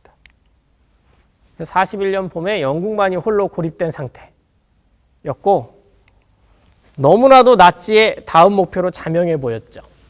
유럽을 다 통일해서 영국만 남았잖아요. 그리고 소련하고는 지금 어때요? 어쨌든 불가침 조약을 맺고 있으니까. 덜덜 떠는 영국에게 유일한 희망은 미국이었어요. 미국이 빨리 참전해주면 전세를 돌릴 수 있지 않을까라는 생각을 했는데 왜냐하면 이전까지의 나치의 진군이 너무나도 눈부셨던 거죠. 특히 프랑스를 6주 만에 끝내리라고는 아무도 예상을 못했고 발칸 반도도 순식간에 점령을 해버렸고 그러니까 그 군사적인 어떤 그런 이른바 포스라고 하는 그 위력을 당하기 어렵다고 생각하고 있는 상황이에요. 물론 영국은 뭐 나름대로 이때 이제 처칠이 수상이 되면서 뭐 강하게 버틴다고 그 유명한 뭐 네버 서렌더라고 하는 연설도 하고 뭐 어쩌고저쩌고 했습니다만 실제로는 떨고 있는 거죠.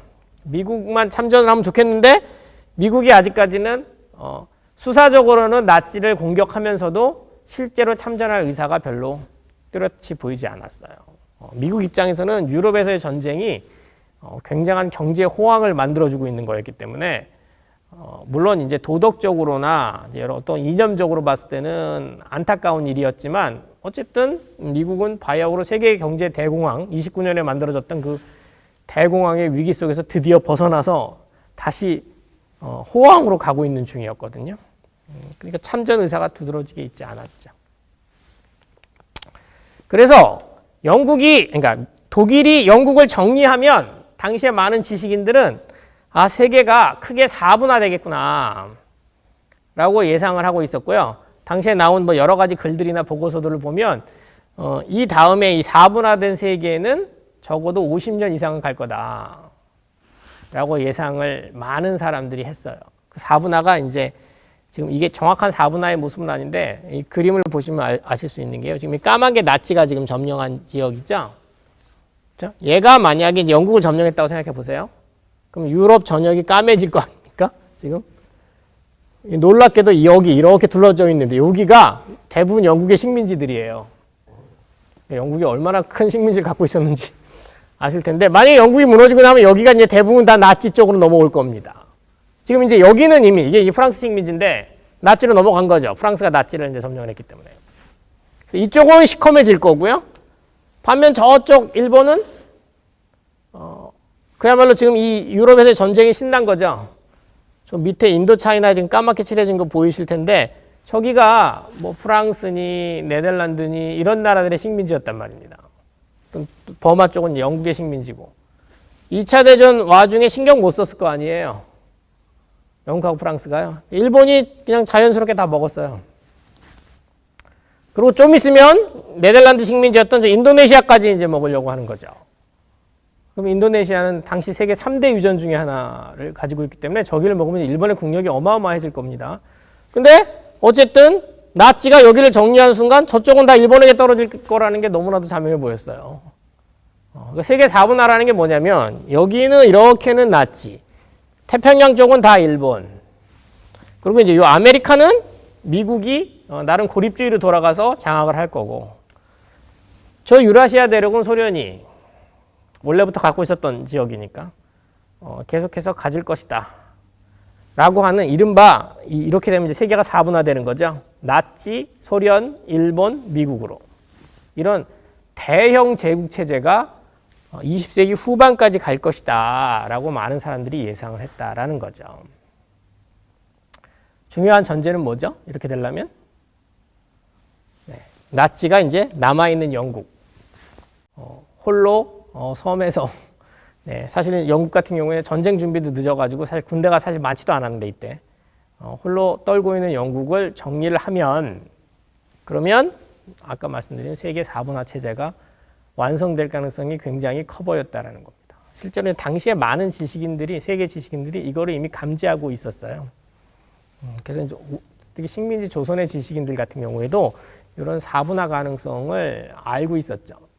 그랬기 때문에 사실 그 당시 지식인들이 친일을 선택하게 됐던 그런 맥락이기도 해요. 이게 배경이기도. 이런 4분화 흐름 속에서 뭔가 다른 걸 하긴 어렵다라는 식으로 생각을 했었으니까요. 근데 이제 역사는 꼭 이런 식으로 뭔가 많은 사람들이 이렇게 될 것 같다라는 식으로만 꼭 가지는 않죠. 뭔가 굉장한 변수가 있게 되고 그 변수는 대체로 인간의 선택에서 비롯되게 되는데 즉 아까 말씀드린 대로 영국을 정리하면이라고 하는 전제가 있지 않습니까? 놀랍게도 독일이 영국을 남겨놓은 상태에서 소련으로 총구를 돌리게 된다 이겁니다. 영국이 아닌 소련을 침공하게 돼요. 놀라운 일이었던 거죠.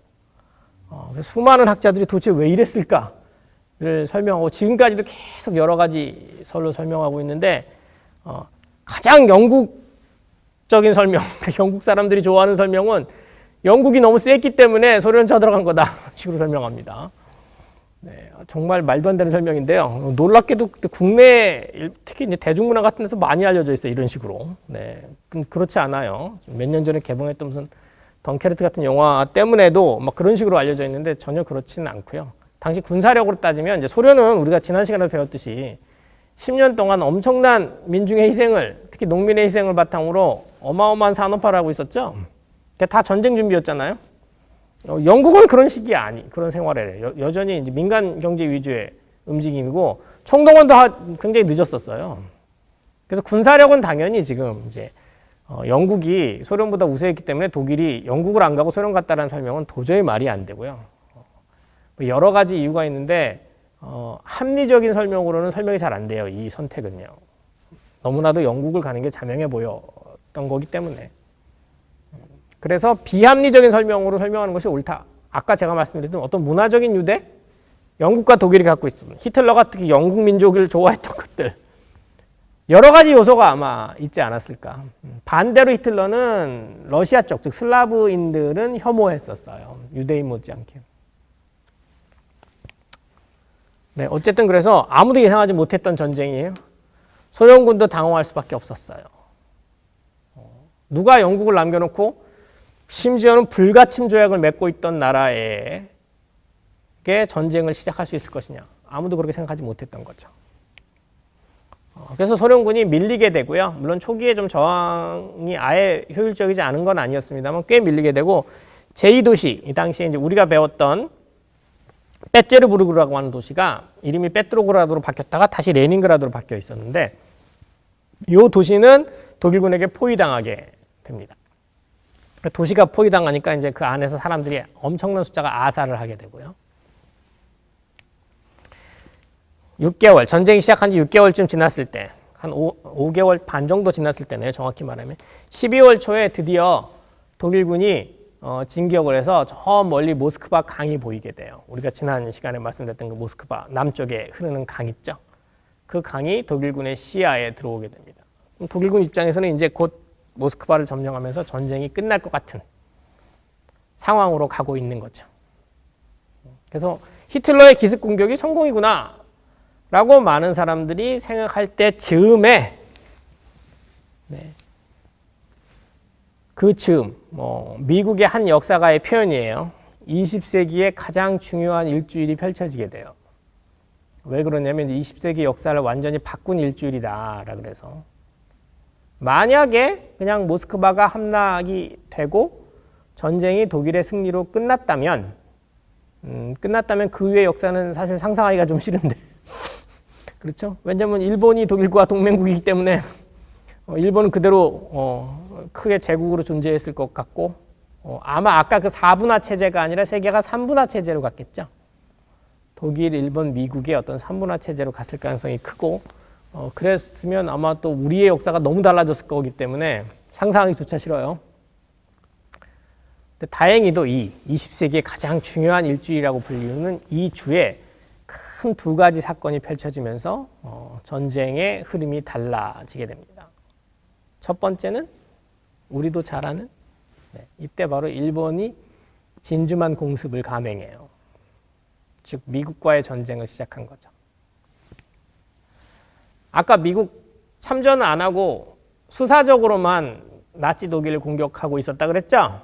그리고 전쟁 물자를 팔면서 나름 경제적인 호황을 구가하고 있었다 그랬어요. 그렇지만 이렇게 자기네 나라 영토가 공격을 받았기 때문에 이제는 전쟁을 참여하지 않을 수 없게 됐어요. 그래서 미국이 본격적으로 참전하면서 연합국이 성립을 하게 돼요.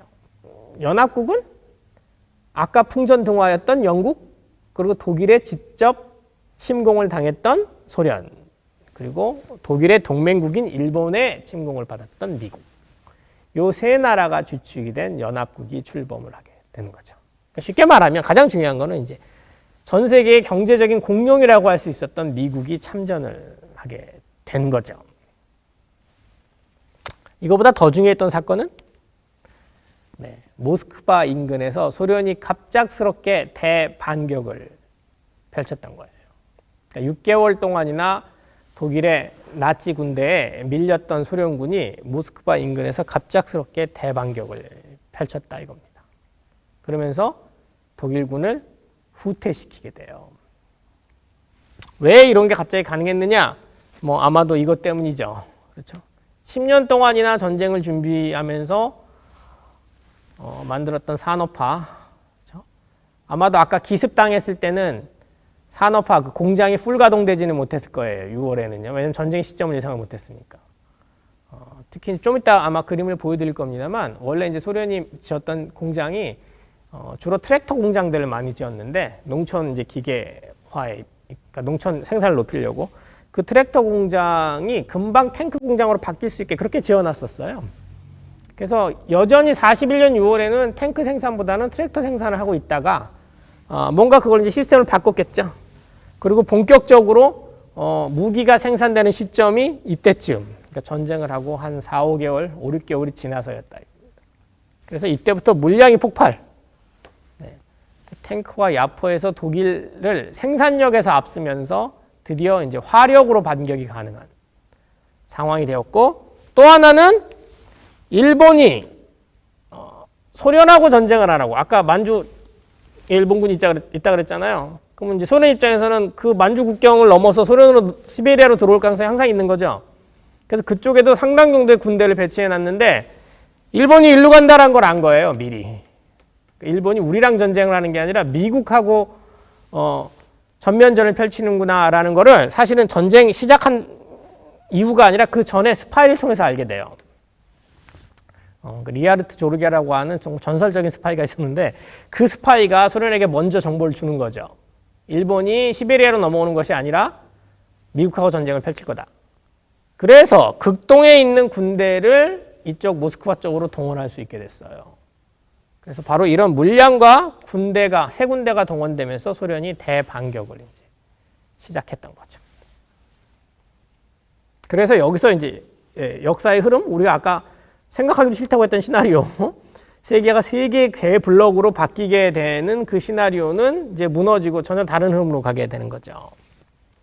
네, 그래서 독일군이 이제 모스크바에서 일시적으로 후퇴를 하게 되고요. 뭐 전면 후퇴까지는 아닌데 이제 물러나게 돼요. 모스크바 함락의 꿈은 잠시 접게 되고, 그러고 나서 히틀러가 이대로는 안 되겠다 싶었는지 자신들 독일뿐만 아니라 유럽 점령 지역 모두에서 자원을 쥐어짭니다. 쥐어짜서 총동원령을 내리는 거죠. 그래서 군비를 3배까지 증가해서 사단 수도 무려 250개 사단으로 늘려요. 상상을 초월하는 사단 숫자죠. 이 숫자로 수도 진격 대신에 소련 서남부 쪽에 있는 원유 산지를 공격하기로 마음먹습니다. 즉 석유. 소련의 저쪽 카스피해 쪽에 바쿠 유전이라고 하는 역시 세계에서 손꼽힐 만한 유전지대가 있어요. 오늘날도 러시아가 사실 그걸로 많이 먹고 살죠. 네. 거기를 장악하기 위해서 군대를 이제 수도로 가는 것보다는 남쪽으로, 그러니까 서남부로 진격시키는 거로 집중하게 되고요. 당연히 소련 군대는 그쪽을 지키기 위해서 내려오겠죠. 모스크바를 지키고 있었던 군대가 서남부 쪽을 지키기 위해서 내려올 거 아닙니까? 좀 이따 지도를 보시면 아시겠습니다만 독일은 동진하고 소련은 남진했을 거예요. 어딘가에서 만났겠죠. 그렇죠? 그게 바로 볼가강 유역의 당시에 스탈린그라드라고 불리고 있던 도시에서 만나게 된 거죠. 42년 여름 또는 이제 초가을부터 이 두 군대가 여기서 조우를 하게 된 거고, 여기서 일종의 이제 대형 쇼다운이 펼쳐지게 됐던 거고요. 바로 이 도시가 지금 오늘 우리의 주인공 도시, 지금은 월고그라드라고 불리우는 도시예요. 여기서 약 전쟁이 거의 한 6개월가량, 서로가 어마어마한 물량을 퍼붓는 6개월가량의 전쟁이 있었는데, 결과는 어떻게 되었느냐? 결과는 여기서 독일군 주력군, 독일군의 이제 기갑 주역이라고 할 수 있는 군대, 그러니까 무려 30만 명이 괴멸당하게 됩니다. 소련 군대에 의해서. 소련은 덜 죽었느냐? 그렇잖아요. 소련 군대도 사실 숫자로는 더 죽었다라고도 이제 집계가 되는데 정확하게는 이제 집계가 안 됩니다만 물론. 네. 근데 어쨌든 독일 주력군이 괴멸당하게 돼요. 이 전쟁의 의미는 너무나도 큰 것이 독일이 지금까지 이제 유럽에서 진 적이 없는 거죠. 2차 대전 시작하고. 모두 다 너무나도 확실하게, 뭐 프랑스를 6주 만에 날렸으니까. 빠르고 확실한 승리만 거두고 있는 정말 무적의 군대라고 할 수 있었는데, 아까 모스크바에서 잠깐 이제 후퇴를 하게 된 게 어떻게 보면 이제 패전이라면 패전입니다만, 이거는 이제 괴멸적인 타격까지 입은 패전은 아니죠. 근데 군대를 거의 총동원해서 이쪽으로 진군하던 찰나에 그 총동원 군대의 선봉이 여기서 그야말로 괴멸당한 거예요. 그러면서 이제 유럽 전쟁의 방향이 완전히 달라지게 되는 거고, 독일은 이 이후로는 공세적인 전략을 피기는 이제 쉽지 않게 되고, 역으로 이제 수세적인 흐름으로 나갈 수밖에 없는. 그래서 사실은 이 전쟁, 스탈린그라드 전쟁이 뭐 전쟁을 2차 대전을 끝냈다고까지 표현할 수는 없는데 결정적인 중요성을 가진 전쟁이었어요. 바로 저 지역, 지금 빨간색으로 표시해 놓은 저 지역이에요. 독일은 이쪽으로 갔을 거고요. 저 모스크바 쪽에서 소련 군대는 내려왔겠죠. 그렇죠? 지난 시간에 보여드렸던 이 볼가강 지도, 역시 볼가강 유역에 있는 도시입니다. 오래된 도시는 아니에요. 뭐 근대 초나부터 만들어진 도시고, 원래 시작도 저쪽 유목민족이 쳐들어오는 것에 대비해서 요새로 지어졌던 그런 도시예요. 이렇게 크게, 볼가강은 굉장히 넓습니다.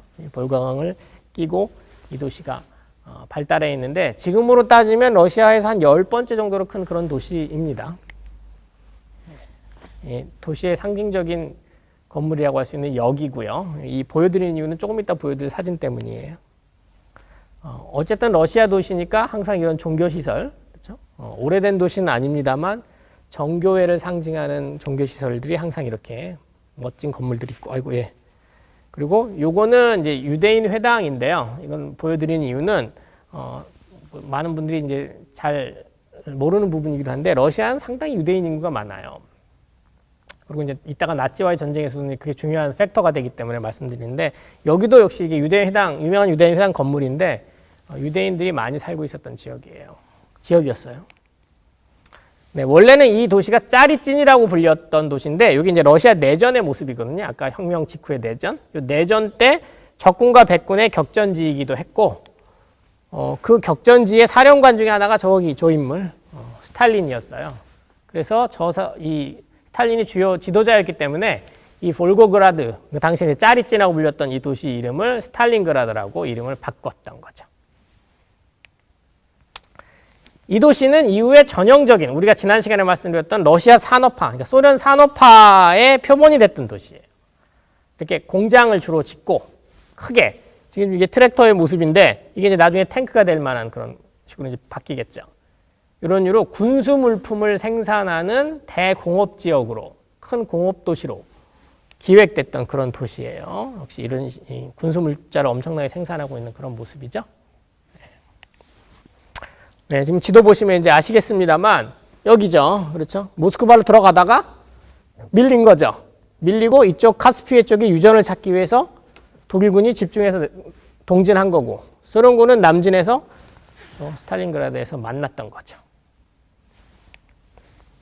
이게 이제 독일군의 이제 진격 양상이었고요. 위에서 이제 소련군은 내려왔겠죠. 네, 그래서 이 도시는 항상 러시아 사람들에게 이렇게 이 전쟁에서의 승리라는 그런 기억으로 남아 있고요. 그래서 이렇게 전쟁 기념물들이 많아요. 역시 마찬가지로 당시 가장 전쟁에 승리할 때 주역이었던 T-34 탱크가 이제 여기 뒤에 유명한 공장인데, 그 공장 앞에도 이런 기념물이 있고요. 전쟁이 얼마나 참혹하고 물량전이었는지 보여주는 그런 그림이죠. 이전에 뭐 이랬던, 나름 공업도시죠. 그냥 좀 딱딱한 공업도시. 지금 보시면 잘 보이시는지 모르겠는데 그야말로 화염에 휩싸여 있죠. 네, 이게 파괴된 도시 모습이고요. 6개월 동안이나 양쪽이 그야말로 물량전을 펼쳤기 때문에 이래요. 그것도 이제 공중에서 찍었던 폭격 모습인 거고. 네, 도시가 거의 날아가 있죠. 네, 이제 여름에 시작한 전쟁이 겨울까지 갔는데 이런 식으로요. 네, 유명한 사진인데 왜 특별히 보여드리냐면, 아까 그 역건물, 유명하다고 할 때 역건물 있잖아요. 도시 상징. 이 역건물이에요. 지금 보여드렸던 건물은 복원한 거예요. 근데 옛날도 그런 모양이었는데 이 정도로 이제 완전히 망가진 거죠. 네, 이제 흥미로운 거는, 근데 이게 스탈린그라드라고 하는 전쟁이 이 2차 대전의 독소전이 다 마찬가지긴 합니다만 그야말로 물량전이에요. 누가 더 많이 생산해서 많이 이제 그러니까 산업화가 누가 더 빨리 돌아가느냐 또는 규모가 더 컸느냐의 전쟁이었는데 어쨌든 러시아 사람들은 기억을 그렇게만은 하고 있지 않고 뭔가 전쟁 영웅의 활약 또는 애국심에 입각한 사람들의 뭔가 영웅적인 노력 뭐 이런 걸로 기억을 하려고 해요. 그건 사실 우리도 마찬가지죠. 무슨 전쟁을 했을 때 전쟁의 결과가 구조적이고 어떤 시스템적인 면에서 결과가 난 경우가 많은데 그래도 뭐 누구 하나가 뭐 용맹하게 싸워서 많은 사람을 뭐 일당백으로 처리하고 뭐 이런 것들을 기억하고 싶어 하잖아요. 이게 스탈린그라드 전투도 마찬가지입니다. 이게 이제 파블로프 하우스라고 하는 곳인데 여기서 이제 러시아 사병 한 사람이 여기서 숨어서 독일군의 진격을 막고 그 엄청난 활약을 펼쳤다 그래가지고 지금도 많은 사람이 이제 전쟁 영웅으로서 기억하는 그런 전쟁의 중요한 장소로서 기억하는 그런 건물이에요. 근데 실제로 전쟁은 이 스탈린그라드 배틀뿐만 아니라 독소전은 물량으로 결정난 전쟁이에요. 네, 이렇게 참혹하고 어마어마한 물량전이 펼쳐지고 있는 동안 그러면 동맹국인 영국군은 뭐 했느냐? 라고 하면 그 영국군은 주로 북아프리카에 있었어요. 북아프리카에서 독일군의 4개 사단을 상대하고 있었어요. 아까 소련군이 250개 사단을 상대했다 그랬는데 영국군은 주로 4개 사단을 상대하고 있었고 이 4개 사단의 지휘관이 그 유명한 롬멜이에요. 사막의 여우 뭐죠 할 때 그 롬멜. 우리는 이제 2차 대전사 그러면 이거 굉장히 중요한 것처럼 알려져 있는데 이제 규모로는 비교가 안 되는 거죠. 그리고 미군이 이제 유럽 전선에 상륙했을 때 일본과의 전쟁 말고 유럽 전선에 상륙했을 때 처음으로 전쟁에 임했던 곳도 요 북아프리카였어요. 왜 이 말씀을 드리냐면 기분학상 아까 250개 사단이 소련의 동부전선에 소련 전선에 투입이 돼서 유럽에서 대규모 전쟁을 하고 있으면 동맹국들이 재빨리 프랑스 같은 곳으로 내려와서 독일을 일종의 샌드위치 시키는 것이 가장 좋은 전략처럼 보이잖아요. 실제로 아까도 말씀드렸듯이 1차 대전의 교훈이라는 게 그거라 그랬죠. 독일이 양쪽 전선을 상대할 수 없다라는 것. 그래서 너무나도 뻔한, 즉 프랑스 쪽에서 또 하나의 전선이 만들어지는 것이 독일군을 빨리 해결할 수 있는 가장 좋은 방법이었는데 희한하게도 자꾸 북아프리카 같은 데서 꾸물거려. 네. 그리고 이때 이제 미국도 좀 이상하니까 영국이 여기서 이거 처리하자고 하니까 그 다음에 다시 이제 프랑스 쪽에 전선을 만들자라고 주장했는데 영국이 다시 아예 이탈리아 해방부터 먼저 합시다 그래요. 이 이유는 제가 다음 시간에 말씀드릴 거예요. 왜 이랬는지는요. 우리가 그 얄타와 냉전을 얘기할 때요. 근데 어쨌든 북아프리카에서 이탈리아로 넘어가서 이탈리아는 당시 전쟁에 대한 어떤 기여도가 굉장히 낮았는데 그 이탈리아를 해방하는 데 집중을 하게 됩니다. 이게 42년, 43년이 아까 이제 스탈린그라드에서 어마어마한 물량전이 펼쳐지고 어마어마한 사람들이 양쪽 독소 군대가 같이 죽어가고 있던 그런 상황인데 영국하고 미국은 상대적으로 이렇게 좀 뭔가 조금 뭐 이런 표현을 해도 좋은지 모르겠습니다만 널널해 보이던 전선으로 움직이고 있었어요. 달리 말하면 뭐냐면 나치 상대 제2전선 이게 이제 프랑스의 전선이 펼쳐진다면 소련 쪽 전선이 제1전선이고 이게 프랑스 쪽 전선이 제2전선이 될 것이다. 그러면 독일은 쉽게 무너질 것이다. 라는 것은 모든 군사 전문가들이 이제 하던 얘기고 스탈린이 끊임없이 동맹국이었던 영국하고 미국에 요구하고 있었던 바였다 이겁니다. 근데 영국하고 미국은 그 제2전선을 여는 대신에 자꾸 여기서 왔다 갔다 하고 있는 거죠. 소련군은 조금 이제 의심을 하기 시작하게 됐는데 어쨌든 이랬단 말이에요. 그러다가 이제 그야말로 더 아까 스탈린그라드보다 더 규모도 컸고 어떻게 보면 전쟁의 향방은 그야말로 결정하게 됐던 독소간의 쿠르스크라는 곳에서의 전투가 펼쳐지게 돼요. 그게 43년 여름이었어요. 이게 이제 규모로 따지면 양쪽 군대가 동원했던 전차, 뭐 비행기, 야포, 탄약 이런 규모로 따지면 인류 역사상 가장 큰 규모의 전투예요. 쿠르스크 전투라고 하는 것이. 아까 스탈린그라드보다도 더 전투 규모가 컸고 왜냐하면 시간이 짧았기 때문에 집중적으로 펼쳐졌었고 그야말로 이제 학자들의 표현에 의하면 기계들의 전투라고 할 만큼 그야말로 물량전 중에 물량전이었어요. 여기서 독일군이 역시 괴멸당하게 돼요. 소련 군대에 의해서. 이것도 이제 러시아 사람들은 뭐 작전이 좋고 위대하고 영웅이다 이런 식으로 많이 기억을 하는데 실제로 이제 러시아의 생산량, 그 산업화의 힘이 독일의 산업화 규모를 능가했기 때문에 있었던 일인 거죠. 그래서 이 쿠르스크 전투 이후로는 독일군은 사실상 패퇴 모드고 이게 이제 중요한 말이죠. 유럽에서의 전쟁이 사실상 끝났던 거예요. 그게 43년 여름에. 끝났는데 어떻게 끝났죠? 즉 영국하고 미국군의 근본적인 도움 없이 소련이 혼자 나치를 끝냈던 거죠. 왜냐하면 이거는 뭐 큰 도움을 안 되니까 4개 사단 상대한 게 얼마나 도움이 됐겠어요? 그렇죠? 프랑스 쪽에 전선을 빨리 열었으면 몰랐을 텐데, 왜냐하면 그러면 독일이 군대를 나눠야 되니까. 그럼 소련이 훨씬 더 손쉽게 동부 전선에서 그러니까 소련 전선에서 승리를 거뒀을 텐데 그렇지 않았단 말이에요. 독일은 군대를 나눌 필요는 없었어요. 왜냐하면 프랑스 쪽에서는 전쟁이 없기 때문에. 그러니까 서로 그냥 모든 물량을 다해서 싸우다가 결국 소련이 이긴 거죠. 아마도 두 국가가 큰 피해를 봤을 텐데 뭐 큰 피해를 본 거는 일단 차치하고 소련이 기본적으로 독일을 단독으로 이제 독일군을 단독으로 패퇴시켰다 이렇게 보는 게 이제 맞죠. 사실 많은 학자들이 동의하는 부분이고요. 네. 이게 이제 쿠르스크 전투인데 쿠르스크 전투는 너무나도 기계전이고 너무나도 참혹했는지 사진도 별로 없어요. 심지어는. 네. 물량이 너무나도 단기간에 많이 투입돼서 그야말로 대격전이었기 때문에 그냥 뭐 이런 모습, 수많은 기계 전차들이 돌아다니는 이런 모습이 아마 전쟁의 다였을 거예요. 네, 그래서 드디어 44년이 되면 독일군이 소련 영토에서 퇴각하기 시작하고요. 소련군은 영토에서 퇴각하는 독일군을 쫓아가게 됩니다. 네, 제가 왜 웃었냐면 이게 이제 나중에 미국의 보수적인 학자들은 이게 소련의 동부 유럽 침략이다 뭐 이런 식으로 말했었거든요. 사실 침략은 맞죠. 왜냐하면 딴 나라 군대가 들어왔는데 그 나라 군대가 나갔을 때 이제 우리 국경이니까 여기서 나는 스탑. 평화주의자가 같으면 이제 당연히 스탑해야 될 것 같아요. 왜냐하면 쫓아간다라는 것 자체는 어쨌든 딴 나라 국경을 넘어가는 거니까. 근데 이제 당시 군사 상황을 봤을 때 여기서 소련군이 만약에 자기네 국경에서 멈추고 독일이 그냥 도망가게 둔다? 라는 건 사실 상상하기 좀 어렵죠.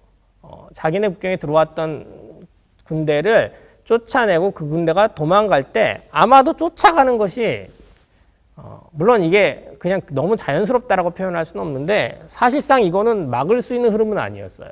그러니까 당연히 소련은 동부 유럽과 발칸반도, 즉 독일이 원래 지배하고 있었던 지역 쪽으로 이제 들어왔겠죠. 놀랍게도 44년 6월이 돼서야 아까 스탈린이 그렇게 요구했던 제2전선, 이게 정말 잘 알려져 있는 노르만디 상륙작전이라고 하는 작전이죠. 그리고 보통 이제 대중문화 속에서는 2차 대전의 어떤 경로를 바꿨던 가장 결정적인 전쟁이다라고 알려져 있는데 실제로 전혀 그렇지 않아요. 아까 말씀드린 43년 여름에 이미 전쟁의 향배는 사실상 결정이 나 있는 거고요. 특히 유럽 전선에서는요. 얼마나 더 큰 피해가 있으면서 끝낼 것이냐 뭐 이런 문제만 남아있던 거죠. 굉장히 뒤늦게 제2전선을 열게 돼요. 그러니까 독일은 이미 패퇴 모드였는데 그때 들어온 거죠. 왜 이렇게 늦게 들어왔느냐? 미국이 입장에서 봤을 땐 이런 거죠. 만약에 서부전선으로 안 들어오고 계속 이탈리아에 있었다. 그러면 소련군이 독일군을 쫓아서 계속해서 진격해 갈 거 아닙니까? 그러면 독일을 소련이 혼자 점령할 거예요. 그렇죠? 그리고 심지어는 독일 전체를 점령하면 이 라인란트라고 하는 곳이 큰 공업지대여가지고 거기까지 소련이 다 먹을 겁니다. 네. 그러면 미국 입장에서는 네, 공산주의 국가가 독일 전체 산업시설을 다 장악한다. 만약에 그랬을 때는 유럽 전체가 공산화될 수 있다라는 그런 생각을 한 거죠.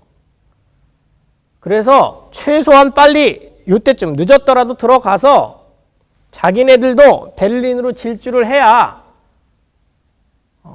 독일의 일부 포션을 자기네들이 차지할 수 있다 라고 생각한 거죠. 즉 소련에 다 넘겨주지는 않는다 라는 차원에서 뒤늦게 제2전선을 개설하고 열심히 달린 거예요. 자, 이러니까 네, 바로 이거죠. 네, 여기서 이제 저 끝에 스탈린그라드가 보이고 쿠르스크가 보이죠. 그리고 이제 소련군은 쭉 동유럽으로 진출하는 거고요. 독일은 도망가고 뒤늦게 여기 노르만디 상륙 작전을 펼치면서 이제 그때부터 드디어 독일이 샌드위치 된 거죠. 이미 약화된 독일의 상태로 독일을 샌드위치를 한 거예요. 자, 그러니까 소련은 어때요? 역시 베를린 향해 열심히 달릴 수밖에 없어요. 왜냐하면 전쟁은 자기네가 다 한 것 같고 독일군 혼자 이긴 것 같은데 미국이 뒤늦게, 정확히 말하면 미국과 영국이죠. 미국과 영국이 뒤늦게 파리, 프랑스에 들어온 다음에 자기네들이 쭉 진군해버리면 독일을 영국하고 프랑스래네요. 미국하고 영국이 먼저 장악할 거 아닙니까? 그러면 소련군은 도저히 용인하기 어려운 거죠. 나치를 물리친 당사자가 자기라고 생각하는데 실제로 그렇고요. 혼자 싸운 거랑 마찬가지니까. 이거는 미국의 점령이 단독 점령할 수는 없으니까 열심히 달렸다 이겁니다, 서로. 그래서 45년 봄에 독일이 이제 도망가면서도 계속해서 저항을 해서 양쪽 다 진군이 그렇게 쉽지는 않았습니다만 45년 4월쯤 되면 양군이 다 베를린 인근에 도착하게 돼요. 소련은 동쪽에서부터 왔을 거고 미국은 서쪽에서부터 왔겠죠. 그래서 양쪽 군대가 이뤘다라는 소식을 들은 히틀러가 자기 머리에다가 권총 방아쇠를 당기게 되고 그 이후에 5월 8일, 9일에 각각 미군과 소련군이 베를린에 들어오게 됩니다. 왜 날짜 차이가 났냐면 미군은 밤 11시 40 몇 분인가 50 몇 분에 들어왔고요. 소련은 12시 6분인가 7분인가 그때쯤 들어왔어요. 큰 차이는 아니었는데 어쨌든 날짜가 갈려서 서로 기념하는 날짜가 달라요. 5월 8일, 5월 9일. 네, 이래서 이제 유럽에서 2차 대전 전쟁은 끝이 나게 되었고 마지막에 이제 전쟁 피해 이야기를 잠깐 해드리면서 오늘 강의를 마칠까 합니다. 이 전쟁은 인류 역사상 정말 전대미문의 그야말로 비극이었는데 사실 1차 대전이라고 하는 전쟁이 역시 전대미문의 비극이었거든요. 1914년부터 18년까지 있었던 그 전쟁이요. 그래서 당시 유럽인들뿐만 아니라 세계인들은 다시는 이런 전쟁이 있으면 안 되겠다라고 생각을 하면서 이런 엄청난 비극은 막아야겠다고 했는데 불과 30년도, 20년인가요? 네, 20년도 되지 20년 남짓이죠. 20년 남짓 돼서 더 큰 피해의 전쟁을 치르게 돼요. 학자들 표현으로, 그러니까 계산으로는 5천만 명 정도가 죽었다라고. 그러니까 39년부터 45년까지 전쟁 중에. 이 숫자는 동시에 같이 벌어지고 있었던 중일 전쟁을 제외한 숫자예요. 그러니까 일본이 37년에 중국을 침략하면서 벌였던 그런 또 엄청난 그 당시의 사상자가 있는데 그건 제외한 숫자니까 어마어마한 거죠. 참고로 1차 대전은 1,000만 명이었어요. 그 1,000만 명도 엄청나죠. 4년 동안 1,000만 명이 도대체 상상이 가는 숫자가 아니잖아요. 지금 약 6년도 안 되는 시간 동안에 5천만이 죽었다 이겁니다. 누가 많이 죽었느냐? 당연히 전범국이라고 할 수 있는 독일. 수많은 군대를 동원해서 원정을 펼쳤던 독일군이 많이 죽었겠죠. 독일 사람들이. 총 700만이 죽었고요. 가로친 숫자는 민간인을 말하는 거예요. 700만이 전체 죽었고 민간인이 300만. 그러니까 400만 정도의 군인이 죽은 거죠. 엄청난 숫자죠. 놀랍게도 독일이 1등이 아니에요. 제일 많이 죽은 숫자가. 제일 많이 죽은 나라는 소련이었는데 무려 2,700만이 죽었어요. 2,700만. 그중에 민간인이 죽은 게 무려 1,800만이에요. 상상이 가는 숫자가 아니죠. 소련은 그리고 참전도 늦게 했잖아요.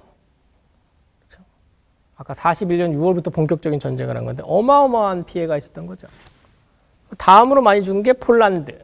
폴란드는 전쟁을 잠깐 했으니까 거의 민간인이 죽은 게 3주 만에 독일에게 끝났으니까. 그리고 이제 중국을 계산해 보면 중국은 수치가 잘 논란이 많습니다만 1,500만이 죽었다라고 알려지고 지금 아시아는 우리가 얘기 안 했으니까 일단 넘어가겠습니다. 근데 중요한 건 이 수치보다는 비교 수치가 중요한데 소련과 연합국이었던 영국은 몇 명이 죽었느냐? 45만 명이 죽었어요. 물론 45만 명도 엄청난 숫자긴 하죠. 네.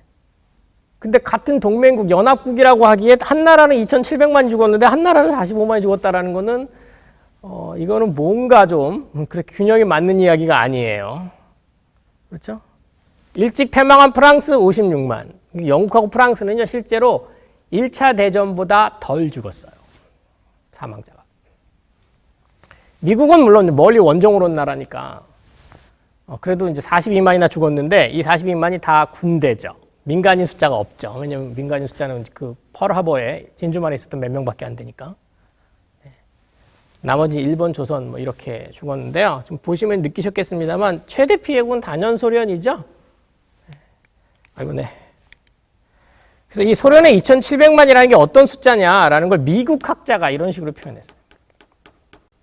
그러니까 41년 6월부터 45년 5월까지가 아까 전쟁이었잖아요. 어떤 숫자냐라고 하면 2,700만이라는 게 1,000명의 소련 사람이 41년부터 45년까지 시간당, 1시간당 1,000명씩 죽은 거예요. 41년부터 45년까지. 거의 4년 동안. 그러면 2,700만이 된답니다. 상상을 초월하는 거죠. 1시간에 1,000명씩 계속 죽는 거죠, 4년 동안. 어마어마한 피해를 입었죠. 네. 왜 몰렸을까, 이런 피해가? 아까 말씀 2차 대전에 80% 이상 전력, 뭐 학자들에 따라서는 90%라고까지 표현하기도 하는데, 즉 독소전에 투입됐기 때문이에요. 아까 말씀 독일의 250개 사단이 소련 국경을 넘어서 싸운 거죠. 그 전까지 전쟁은 엄청난 규모가 아니었는데 소련과 독일의 전쟁이 진짜 어마어마한 전쟁인데 소련의 영토에서 군인뿐만 아니라 민간인이 엄청나게 사는 지역에서 독일군 250개 사단과 소련군은 270개 사단이었는데 250개와 270개가 싸웠으니, 네. 그리고 엄청난 물량전을 펼쳤으니 어떤 일이 펼쳐졌을지 이제 상상이 가는 거죠. 중요한 이유죠.